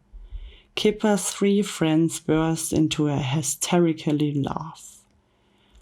"Laugh it up, chums," yelled Kipper as he searched to the top shelf of his locker. Sure enough, there was another envelope. He ripped it open and read the message out loud. "There is no escape. Signed, Wedgie Maggie." Kipper's friends stopped laughing and looked at the note. "Dude," said Buck, "I think you really did get cursed." "At least it's funny curse," said Lord G. Chapter 22. Wednesday. Another day, another awesome lunch for George and Harold and their classmates. The pizza place had even delivered salads and breadsticks, and the kindergartners had never been happier. At the end of the day, when wrestling practice was over, Kipper's 3 friends dashed back to their lockers as fast as they could to see what bizarre thing Kipper was going to next. They were not disappointed. "You are invited to my pretty dolly tea party. If you need to borrow a dolly, meet me and my locker." Kipper was already angry when he reached his locker. He knew something was not right. "What?" he yelled at his friends. "What are you guys laughing about?" "Dude," said Lord G, "can I bring a teddy bear to the tea party, or is it just for dollies only?" The 3 thugs burst out laughing. Kipper grabbed Lord G's mobile phone and read the message. "I did not wrote this," Kipper screamed wildly. "And I don't have any dolls in my locker either." Kipper grabbed the key from the chain around his neck, unlocked his padlock, and threw the locker door open with a mighty crash. About 20 dolls tumbled out of the locker and fell into a pile at Kipper's feet. Kipper's friends each took a few steps back. They weren't sure whether to keep laughing or start running. Kipper did nothing at first. He just stood there looking down at the mountain of dolls at his feet. Then he began breathing heavily as he started to twitch. The trampling orientated at Kipper's feet, making its way slowly up his legs. By the time it reached Kipper's upper body, he was shaking like a volcano that was about to explode. Kipper squeezed his fists into the tight knots of fury as he raised his right foot and began kicking the dolls. "I hate you!" Kipper screamed as he ponded his pretty dollies up and down the hallway. Kipper's friend had never seen freak out quite like this. Kipper grabbed 2 of the biggest dolls and started swinging them around and around, smashing them against his locker door and just about anything. Then came the tearing and the pitting and the stomping on the defecation.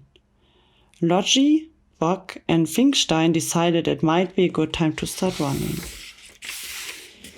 Kipper's berserks A thon lasted about 15 minutes. Finally, it collapsed, exhausted in a pile of fluffy polyester filling shredded dolly dresses and tiny plastic arms, legs, and heads. Kipper just sat there, breathing slowly for a long time and staring at nothing. Then Kipper thought of something. It was as if he had finally figured out the mysteries of his ages. He stood up and grabbed his padlock from the top of his locker. Carefully, he turned it over and over again in his hand and standing very closely. "Ah," he exclaimed. Chapter 23, Thursday. Things were back to normal on Thursday. Kipper stood in front of the school and made every kindergarten hand over their lunch money. "Things are gonna change around here," Kipper told the children, staring tomorrow. "Your taxes are going up. Your kids are gonna have to pay me $4 a day, or it's veggie time." Kipper's 3 thugs watched the shakedowns from a distance. Finally, they approached Kipper nervously. "Dude," said Lottie, "what are you doing?" "I'm taking back what's rightfully mine," said Kipper. "But aren't you afraid of the ghost, the veggie Maggie?" asked Buck. "There is no ghost of veggie Maggie, you moron," yelled Kipper. "It's all a setup. I figured it out last night. Somebody has been picking my potluck and putting stuff in my locker." "But who would do that?" asked Lottie. "The same person who has been writing those stupid text messages on my mobile phone," said Kipper. "But it's all going to end today." "How?" asked Lottie. "I got a new padlock," said Kipper. He reached into his pocket and pulled out a brand new Super Duper Combo Lock 2000. "This thing is totally pick-proof," said Kipper. The 4 thugs walked into the school and headed for the lockers. Kipper unlocked his old padlock and threw it out into the garbage can, along with the key around his sweet neck. Then Kipper put his all-new pick-proof combination padlock on his locker and clicked it shut. "Let's see somebody try mess with me now," Kipper snorted. At noon, when the pizza delivery showed up with the lunch for the kindergarten kids, Kipper stopped him in the hallway. "We'll take those pizzas," said Kipper. "But I'm supposed to deliver them to the kindergartners," said the delivery guy. "Well, we do it for you." "Sorry," said the delivery guy, "but I've got strict information from Veggie Maggie too." "Oh, Uncle Benny," Kipper yelled. Mr. Crab came bounding up the hallway. "What seems to be a problem, Kipper?" he asked. "This guy is delivering pizza to the kindergartners," said Kipper. "Is allowed to do that?" "Absolutely not," said Principal Clark. "Those kids are in diets." "See?" said Kipper to the delivery guy. "No, gimme those." Kipper's thugs took the pizzas and the pop away from the delivery guy. They brought it straight to the kindergarten's table in the cafeteria and started stuffing their faces. Said Kipper to the hungry kindergartners. "This pizza sure is tasty." The 4 barbarians devoured 8 whole pizza between them and finished off 14 cans of pop. Then they sold all of their leftovers to some of the other students.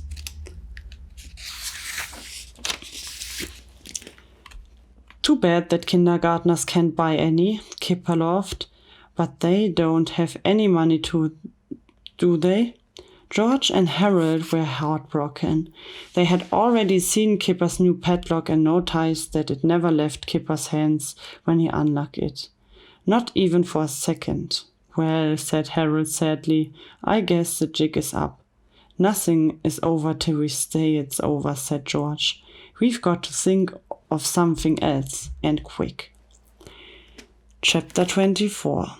Foamy White Ectoplasm. After school, George and Harold waited until the highways were empty.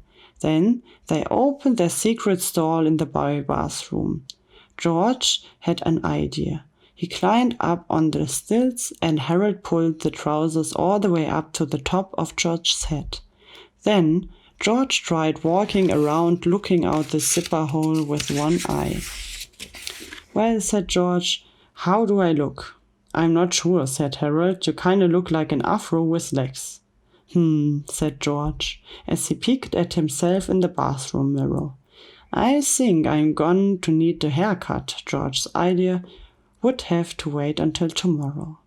Fortunately, the two boys had a backpack plan. George and Harold ran to the convenience store up the street and bought 4 cans of shaving cream and a box of bendy straws. Then they hurried back to school. We're gonna have to work fast, said Harold. The two boys opened their box of bendy straws and pushed a straw over the spray nozzle of each can of shaving cream. Then George stuck a straw of Kipper's locker vent and began spraying. Harold took another can, stuck the straw up the vent of Lottie's lock and started squirting.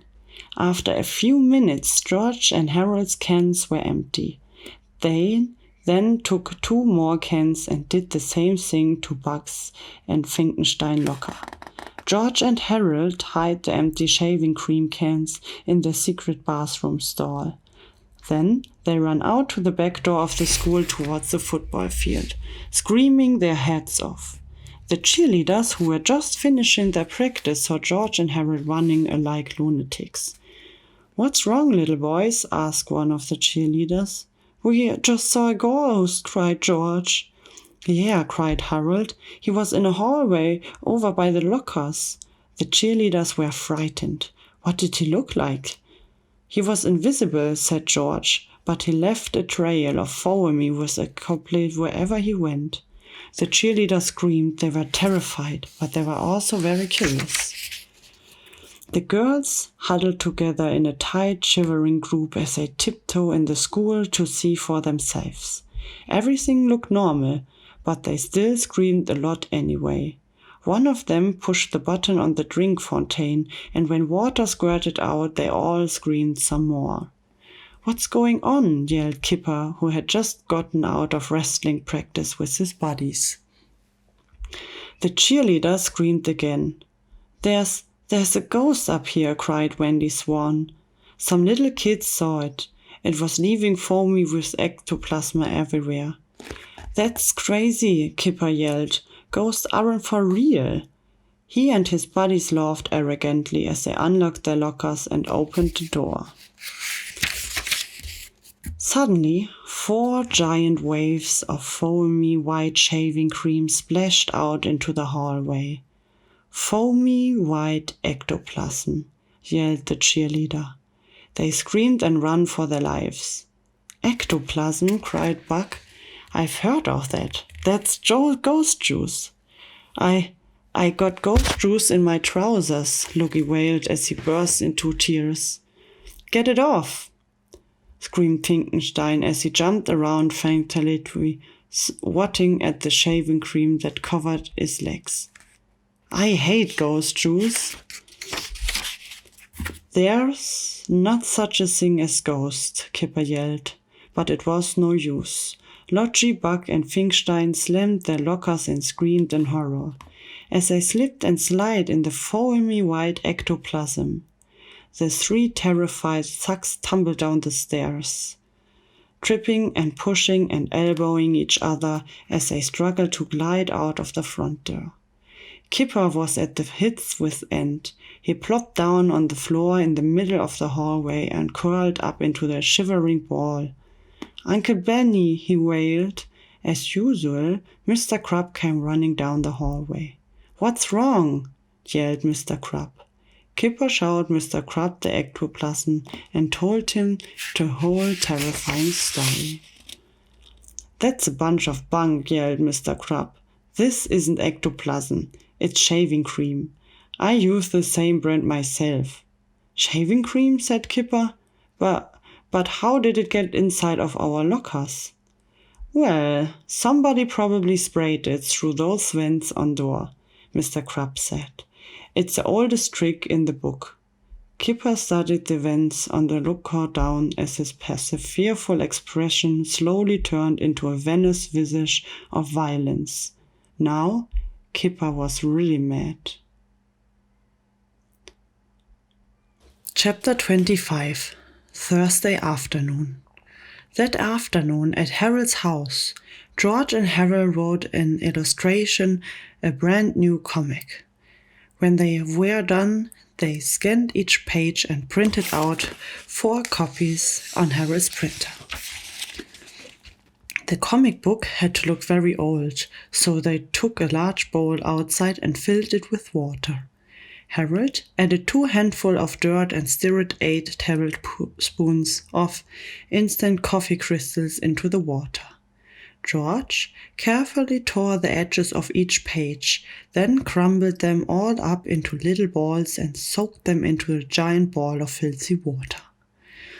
Once each page was completely soaked, the 2 friends carefully clipped them up in the garage so they could dry overnight. "What on earth are you doing, boys?" said Harold's mother. "It's for school," said Harold. "Oh," said Harold's mom. Next, the 2 boys went back inside Harold's house. "Now we gotta order some pizzas," said George. "Order pizzas?" cried Harold. "Why?" "Kipper's just going to steal them again. That's what I'm continuing on," George said with devilish grin. George picked up the telephone and spoke with the manager of the pizza place. "I'd like to order 4 pizzas for tomorrow," said George. "What's the hottest kind of chili peppers you guys have?" "Ghost chili peppers?" Can we get double of ghost chili peppers on each pizza?" "Cool." After the pizzas were ordered, it was time for George's haircut. Harold went to the coolest closet and found the clippers and scissors his mom always used to cut his hair. Harold had never cut anybody's hair before, but he was more than happy to give it a try. "Just make the top part flat," said George, "so it won't stick out when I wear those steel trousers." "I will do my best," said Harold. Harold clipped and cut, then he snipped and chipped. When he was done, George looked at himself in the mirror. "I look awesome," said George. "I'm gonna wear my hair like this from now on." And he always did. Chapter 26. When Kippers Get Angry, really, really angry. The next morning, George and Harold's comic book pages were dry enough to stable together. George sprinkled each page with baby powder to make them look dusty and plastic. "Man," said Harold, "these look like they came from 1980 or something." Friday morning at school was turning out to be the worst day ever. All week long, George and Harold had worked to make things better for their fellow kindergartners, but they had only succeeded in turning Kipper and its gang into monsters. Kipper had told his friends about the shaving cream prank, and now they were really, really angry too. The 4 bullies knew somebody was pranking them, and they were going to make every kindergartner's life intolerable until they found out who it was. "Hey, where's my $8? Kipper yelled at the Donny Schommer, who happened to be the first kindergartners he saw on Friday morning. I thought you said $5, said Donny. "I did," said Kipper, "but taxes just went up again. And they're gonna stay high until I found out the name of the person who's been pulling pranks on me." I don't know who it was," said Donny. "Well, you better find out," Kipper growled, "or I'm going to stop being such a nice guy to you little twerps." Kipper grabbed Donny's money while his thugs gave Donny the worst wedgie of his life. "You owe me four more dollars, yelled Kipper, "so bring $12 on Monday, or you're gonna wish you'd never been born." The rest of the kindergartners received similar treatment when they tried to enter the school. Unfortunately for them, nobody had any idea who was pranking Kipper and his friends. At lunchtime, the delivery guy from Pizza Place showed up. "Hey," shouted Kipper, "how come there's only 4 pizzas today?" "That's all Mr. McGree ordered," said the delivery guy. "What a cheapskate," Kipper sneered. "Well, hand him over." "Okay, but I need to give you a warning," said the delivery guy. "These pizzas are really, really hot."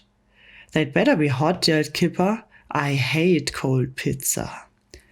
Kipper yanked the pizzas out of the delivery guy's hands and headed towards the cafeteria with his friends. They kicked the lunchroom door open and strutted over the kindergarten's table. Look at all the tasty pizzas we got, Kipper said to the hungry kids. I bet you guys are starving. Oh, that's so good. Kipper, Buck, Lottie, and Finkstein each grabbed a giant slice and crammed it into their mouths. The 4 bullies smiled as they chewed with White. Revoltingly, Caveness mouths that showed every mush glob up finishy door figure. Whoa, that pizza is kinda hot, said Finkenstein as he swallowed harshly and whipped some sweat off his forehead. Oh yeah, said Lottie, the pizza is really hot. Oh, cried Kipper, this pizza is way too hot, it burns, wailed Buck as he stuck out his tongue and tried to blow on it. Whew. Suddenly, the bullies' exaggerate smiles morphed into big-eyed expression of sheer horror. Quickly, they began whipping off their tongues with their filthy hands, but it was too late. The ghost chilies had already done their damage. Kipper and his terror-stricken buddies stamped to the drinking fountain, waving their arms and shrieking like a kegel of panicked hyenas. They pushed and shoved each other on a desperate attempt to splash cold water on their tongues. Kipper wasn't having much success at drinking fontaine, so he bolted to the milk table. There he began clawing the tiny half-pinned milk cartons open, one after the other, and splashed the milk into his face. The other 3 guys followed, showing and yapping and kicking each other as they tore the tiny cartoons with their teeth and sprayed the milk into their gaping, smoldering mouths. When the milk was gone, the 4 bullies dropped the floor, grunting and wailing and crying for their mommies as they licked up all the milk that had spilled during their locating frenzy. The entire event had been filmed by out 20 kids on their mobile phones, and embracing videos were all posted online before the end of lunch break. Kipper, Buck, and Lottie and Finkenstein all spent the next 2 hours in the nurse room, holding ice packs on their tongues and crying like toddlers. They started to feel better just as school days was ending and wrestling practice was about to begin. Chapter 27. Something Wedgie This Way Comes. At 2 p.m., when the final bell rang, George and Harold ran to their secret bathroom stall and grabbed 2 empty glasses jam jars. Then they headed out towards the characters' sheet. There were always a ton of spiders back there, and George and Harold worked very hard to safely capture as many they could. We've got to hurry, said George. It looks like it's going to rain. Once they had collected about 20 harmless garden spiders each, they ran back upstairs to the lockers in the empty hallway. Harold held a piece of paper under one of the lower vent slots of Kipper's locker. George opened his glasses jam jar and sprinkled some spiders on the paper as Harold blew them softly. About 10 spiders gently slid across the paper and through the slot, disappearing into the darkest depths of Kipper's locker.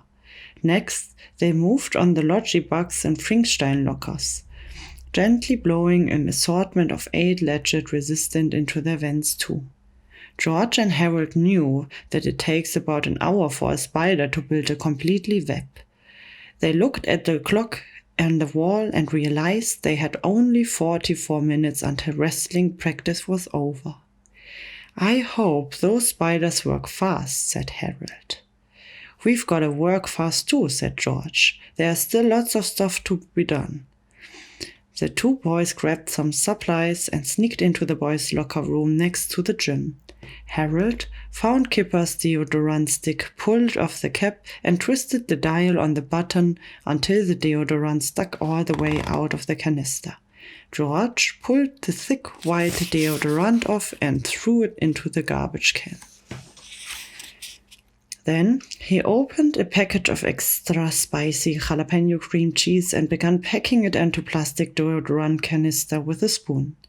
When the canister was filled, Harold molded cream cheese into shape with his fingers, then popped the cap back on. George put the deodorant back in Kipper's gym locker next to his soap and his towel, while Harold started working on Lodgie's deodorant. It took about 30 minutes, but soon George and Harold had transformed all 4 of the bulliest deodorant sticks into jalapeno cream cheese applicators. Once everything was back where it belonged, George and Harold rushed to their secret stall and the boys' bathroom. Time was running. George climbed to his stilts as Harold gathered the ancient-looking comics and old walkie-talkie. Quickly, the true friends sneaked out to the hallway and got to work. Harold slid comic books through on one of the lower vent slots of each bully's locker, while George placed the walkie-talkie on top of the lockers and popped up the volume. They finished just as wrestling practice ended.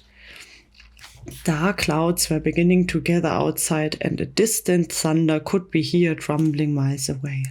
A terrible storm was coming. Meanwhile, back in the locker room, Kipper and his staff changed their clothes, smeared on some deodorant, and strutted out their lockers. Lightning was beginning to flash outside, filling the school windows with crackling bursts of fluorescence. The 4 hooligans unlocked their locker doors and swung them open just as a deafening thunderclap rocked the school hallway. Crash! The terror-striking tyrant started in horrified astonishment at the spider-web-kicked compartments. Lodgie, who had several intense fear of spiders, was the first on that freaked out. Lockers! Spiders! Was all he could manage to verbalize as an earth-splitting smash of thunder rattled the school. The 4 ruffians writhed in panic. Lodgie was losing it. He flapped his hands wildly as he stopped in place, leaning from side to side, impulsively raising one knee to his chest and then to the other. "We gotta get out of here, dudes," he sobbed. "Seriously, we gotta get out of here, dudes." Just a dog a minute, Kipper prosted. "What's this?" He reached carefully into his web-chock locker and pulled out an ancient-looking comic book. "I don't know," said Frankenstein, "but I got one too." "Me too," said Buck. Lodgie would have added that also on his locker, but he had become too frightened to speak. All he could manage was short bursts of screams as he danced around the hallway, twitching and jerking like a demented chicken. Kipper opened the antique comic and began to read aloud as turbulent thunder rumbled around. Chapter 28, The Curse of Wedgie, a True Story. Once upon a really long time ago, there was a kind rigger named Wedgie. He always picked on by a bunch of bullies. They gave him lots of wedgies. They stole his money too. One day, he just couldn't take it anymore.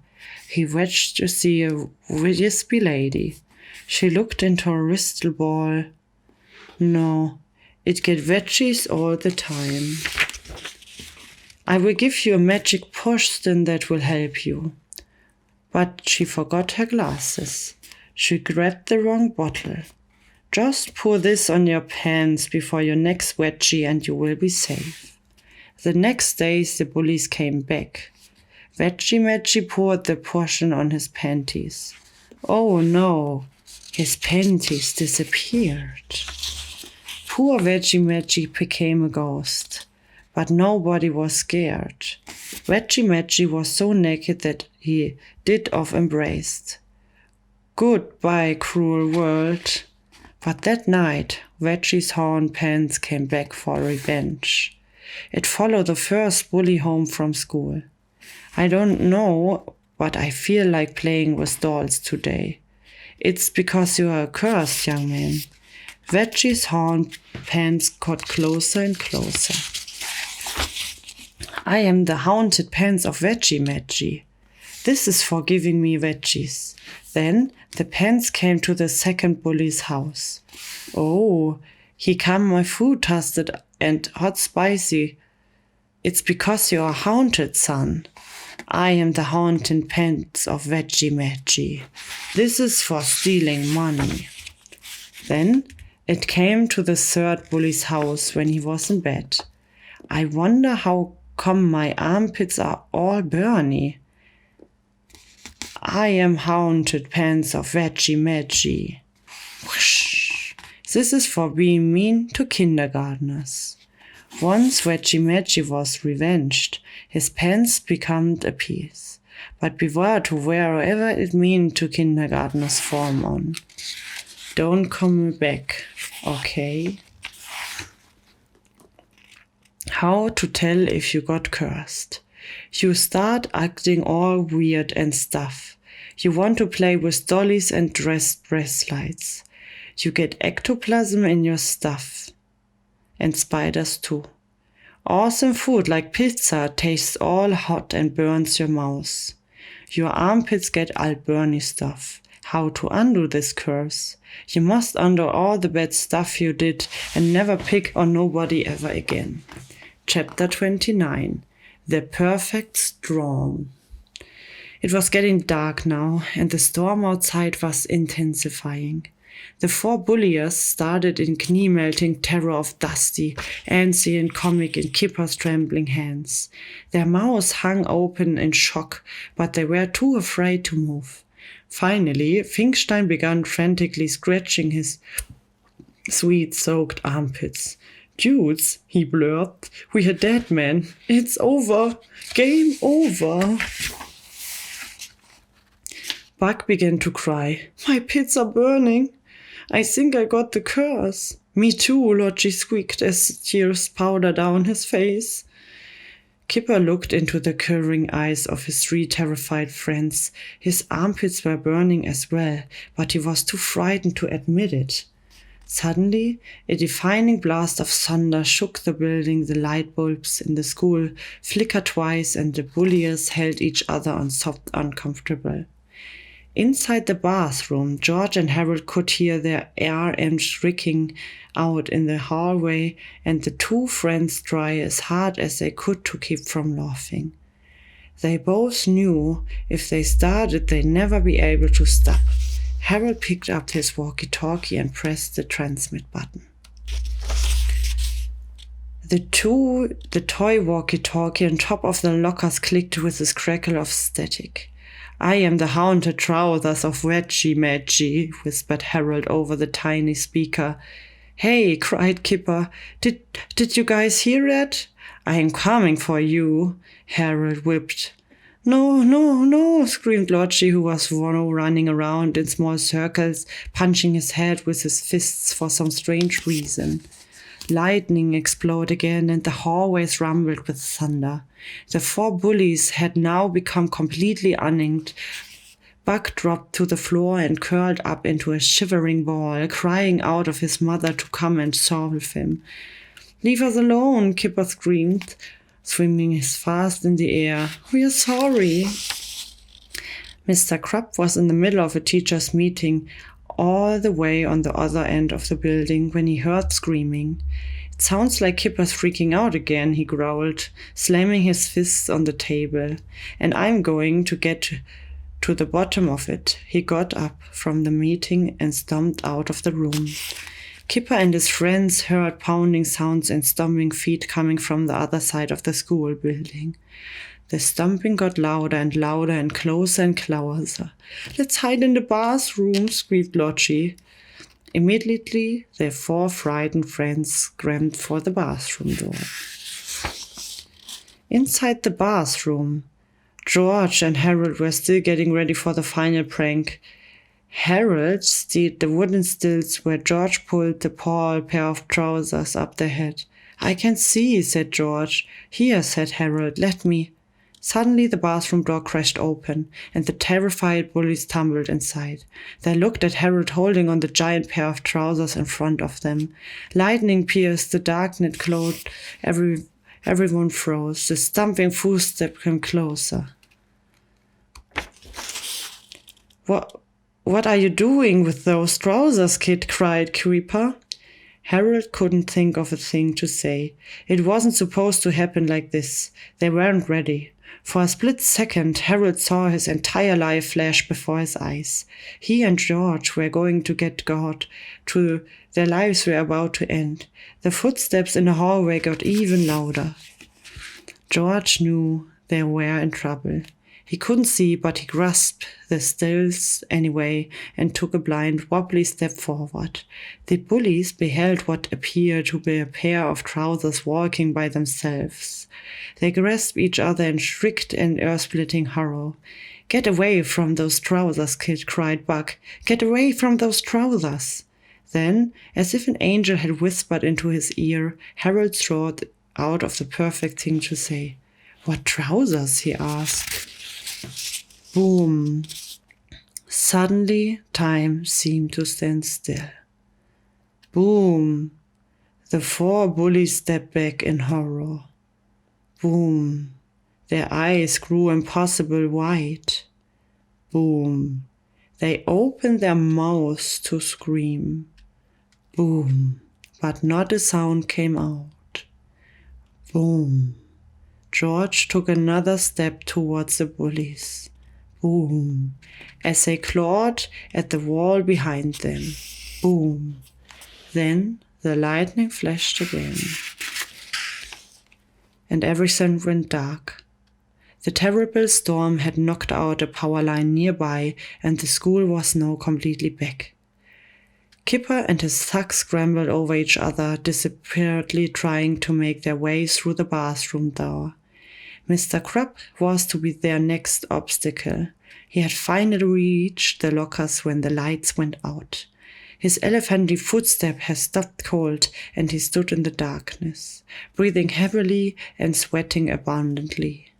When the 4 squealing derelicts finally tumbled out of the bathroom and bottled down the dark hallway, they smashed right into him. Nobody would be able to blame the bullies for what they did. In their profoundly petrified perceptions, they must have believed that Mr. Krupp was some kind of giant wet fleshy monster, and they treated him as such. Scratching and waiting in the darkness, they kicked and clobbered the warm wet bulbous creature with all the strength they had. The 4 district delinquents then tumbled down the stair and showered their way through the back door of the school. As soon they ran across the football fields towards their homes. Something about Kipper and his friends changed forever. They would never again be the same disabled bullies they once were. Chapter 30. The Wonderful, Happy, Incredible, Delightful Ending. Monday morning was a very stressful time for Donny Schumer. He had not been able to scrap up the $12 he owed Kipper, so he was sneaking into school through the back door without being noticed. Kipper saw him. "Hey, kid," yelled Kipper. "Wait up, I got something for you." Donny pulled at the door, but it was locked. He kept pulling and pulling anyways as Kipper approached. "I got some money for you," said Kipper nervously. He reached into his pocket and handed Donny a crinkled $5 bill. Donny stopped pulling at the door and looked at the money in Kipper's hand. "Is this a trick?" Donny asked. "No," Kipper said. "I'm really sorry that I took the money from you, kid. I'm gonna pay you back every dollar as soon as I can, okay?" Okay, said Donny.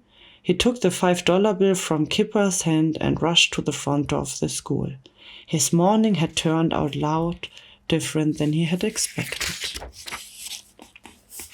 All around the school, the other kindergartners were having similar experiences. Finkenstein was not only passing out money, he was also offering to carry every kindergartner's book back to class. Buck was handing out cash and free bubblegum, and Lodgy was disrespectful dollars and letting the kindergartners give him as many veggies as they wanted. Kipper and his 3 friends eventually paid back all the money they had stolen, and they never bullied another person for as long as they lived. Once George and Harold were certain that their enemies had truly been reformed, they called off the vengeful wrath of Wedgie. The terrifying curse had finally been lifted. Everyone was happy and all was well with the world. I'd like to tell you that this is the end of our story. I really would, but I can't. Because this wonderful, happy, incredible, delightful ending is what was supposed to happen, not what actually did. Remember in Chapter 8, when Tippy Tangle Towers was fighting Captain Underpants and he accidentally froze his giant robo-legs to school football field? Well, if you recall, Tippy got out of his jam by zapping himself back in time exactly 5 years earlier. Now, see if you can guess which night occurred exactly 5 years earlier. If you guessed the night of the terrible thunderstorm that forever changed the lives of Kipper and his buddies, you would be correct. Unfortunately, by some wild and tragic coincidence, Tippy sent himself and his giant robot trousers back in time to the very moment when Kipper and his friends were running across the football field towards their homes, ignoring the courteous wisdom of the banana cream pie paradox. Tippy's reckless journey back through time would end up making one small, seemingly insignificant change. And this is one tiny, itsy-bitsy change would eventually destroy all hopes for the future of civilization. As much as I hate to do it, let's go back to the dark net hallway of the fateful stormy night and find out what really happened. The four distressed delinquents then tumbled down the stairs and shoved their way through the back door of the school. As they ran across the football fields towards their homes, something about Kipper and his friends changed forever. They would never again be the same dissipate bullies than they once were. Chapter 31. The terrible, sad, incredible, horrifying ending. Suddenly, out of nowhere, a ball of blue lightning appeared in front of them. It grew bigger and bigger until it exploded in a blinding flash. And there, where the ball of lightning had been, stood a giant pair of robotic trousers. Boy, that was close one, said Tippy from the inside depths of the giant robot trousers. Captain Underpants is a lot stronger than I thought. Tippy unzipped the zipper of his time-traveling trousers and looked out of the world of 5 years ago. He saw the raging thunderstorm and the 4 sixth graders who stood trembling beneath his giant robotic feet. "Hey," shouted Tippy, "what's wrong with you kids? You look like you've just seen a ghost." It's haunted trousers of Wedgie," screamed Finkenstein, pointing up Tippy's gigantic darkness silhouette. Kipper and his buddies screamed so loud and so high only dogs could hear them. What happened next is what psychologists commonly refer to as going cuckoo for Cuckoo Puffs. The 4 sixth graders fell to their knees, shaking, twitching, and uttering kindly nonsense, and the fragile eggshell minds began to shatter. "Boo-ha-boo!" cried Kipper as he frantically slapped himself in the face again and again. Buck tore off his clothes and began dancing to hula while singing "I'm a Little Teapot" as loudly as he could. Logie started digging a hole in the ground with his teeth, coupling up a fistful of dirt and worms. And poor Finkenstein just laughed maniacally, happily banging his head into the grass over and over again. Bullies go banana.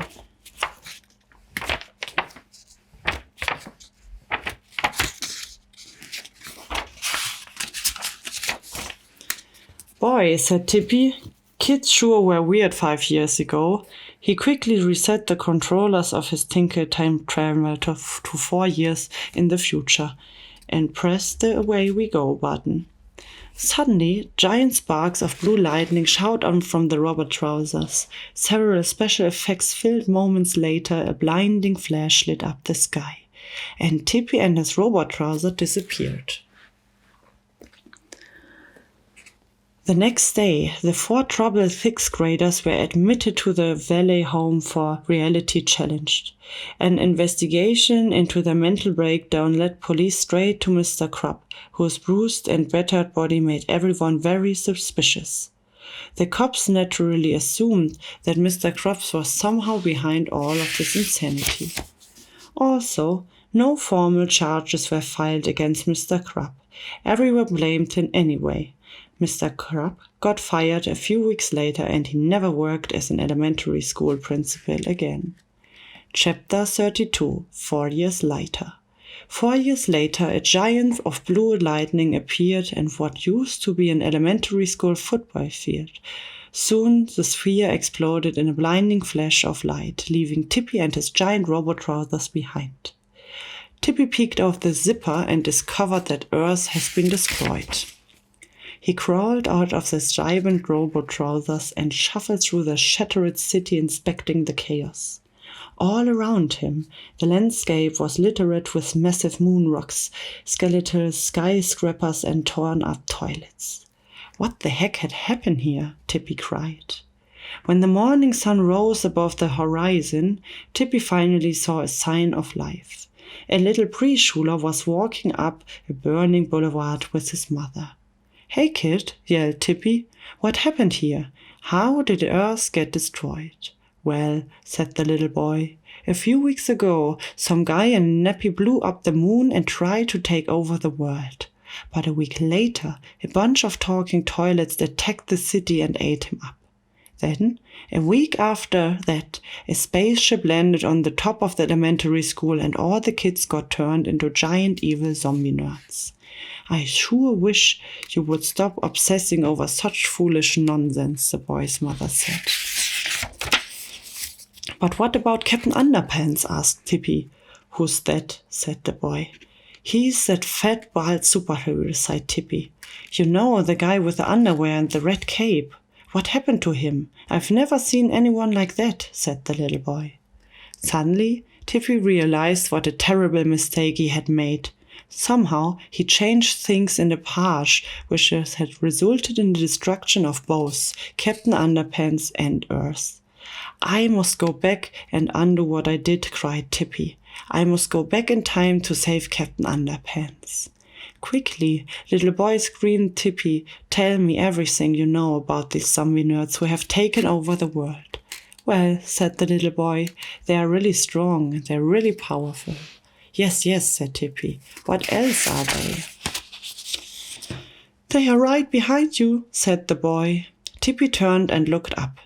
There standing behind him were the 2 biggest evil-looking zombie nerds anyone had ever seen. One of the zombie nerds raised his foot above Tippy's head. "No," screamed Tippy, "you can't kill me. I'm the only change this world have ever returning to normal." Chapter 33. To make a long story short. Splat. Chapter 34. The end of the world as we know it. When the horrible zombie nerd raised his foot again, all that remained was a red squishy stain. And that, readers, is the unfortunate end of Captain Underpants' saga. Dr. Napley blew up the moon, the talking toilets attacked, and zombie nerds took over the Earth. Captain Underpants wasn't there to save the world, because Mr. Krupp wasn't there to get hypnotized by George and Harold. All of the epic adventures we came to know and love never actually happened, and now the only chance of making things right again has just been obliterated. It is with great sadness that I must tell you, this is the final chapter of the last Captain Underpants epic novel. There will be no more Captain Underpants adventures.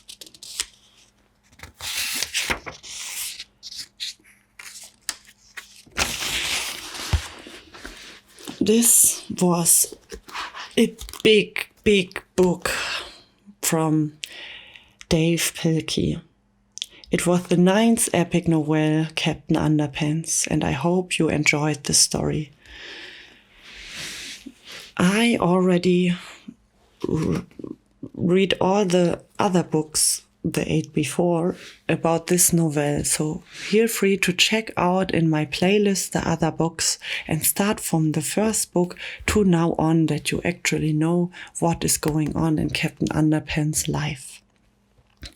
I not only read Captain Underpants, I also have some philosophical books, some child books, classics, and a lot of different ASMR videos like food mukbang ASMRs, or some personal ASMRs, or where I go with you on the adventure of sound. So feel free to check out all my videos and click here under this video and see here what I have in the description for you to offer, because ASMR is just one thing I do from all the hard projects I have in stock. I have the World Wide Web as my playground, and this free YouTube channel is one part of the amazing experience you can make when you click yourself through all my World Wide Web pages. Just go for it. And it shows you a high quality and nice way of enjoying life. If you enjoyed the episode, I would be honored if you can write a comment to let me know what you have in mind, what you like to listen to in the future, some ideas, some thoughts. I'm always open. And to click on the notification bell, to follow and subscribe to my channel, and to enjoy the future steps we had ahead when this ASMR channel will hopefully grow. My name is ASMR Katz, and I'm a tattoo girl who shows you in the best quality the adventure of sound. So I can wait that you listen again to my episodes. Check them all out and have an amazing time where you can relax, lean back, and enjoy yourself just in the moment of being.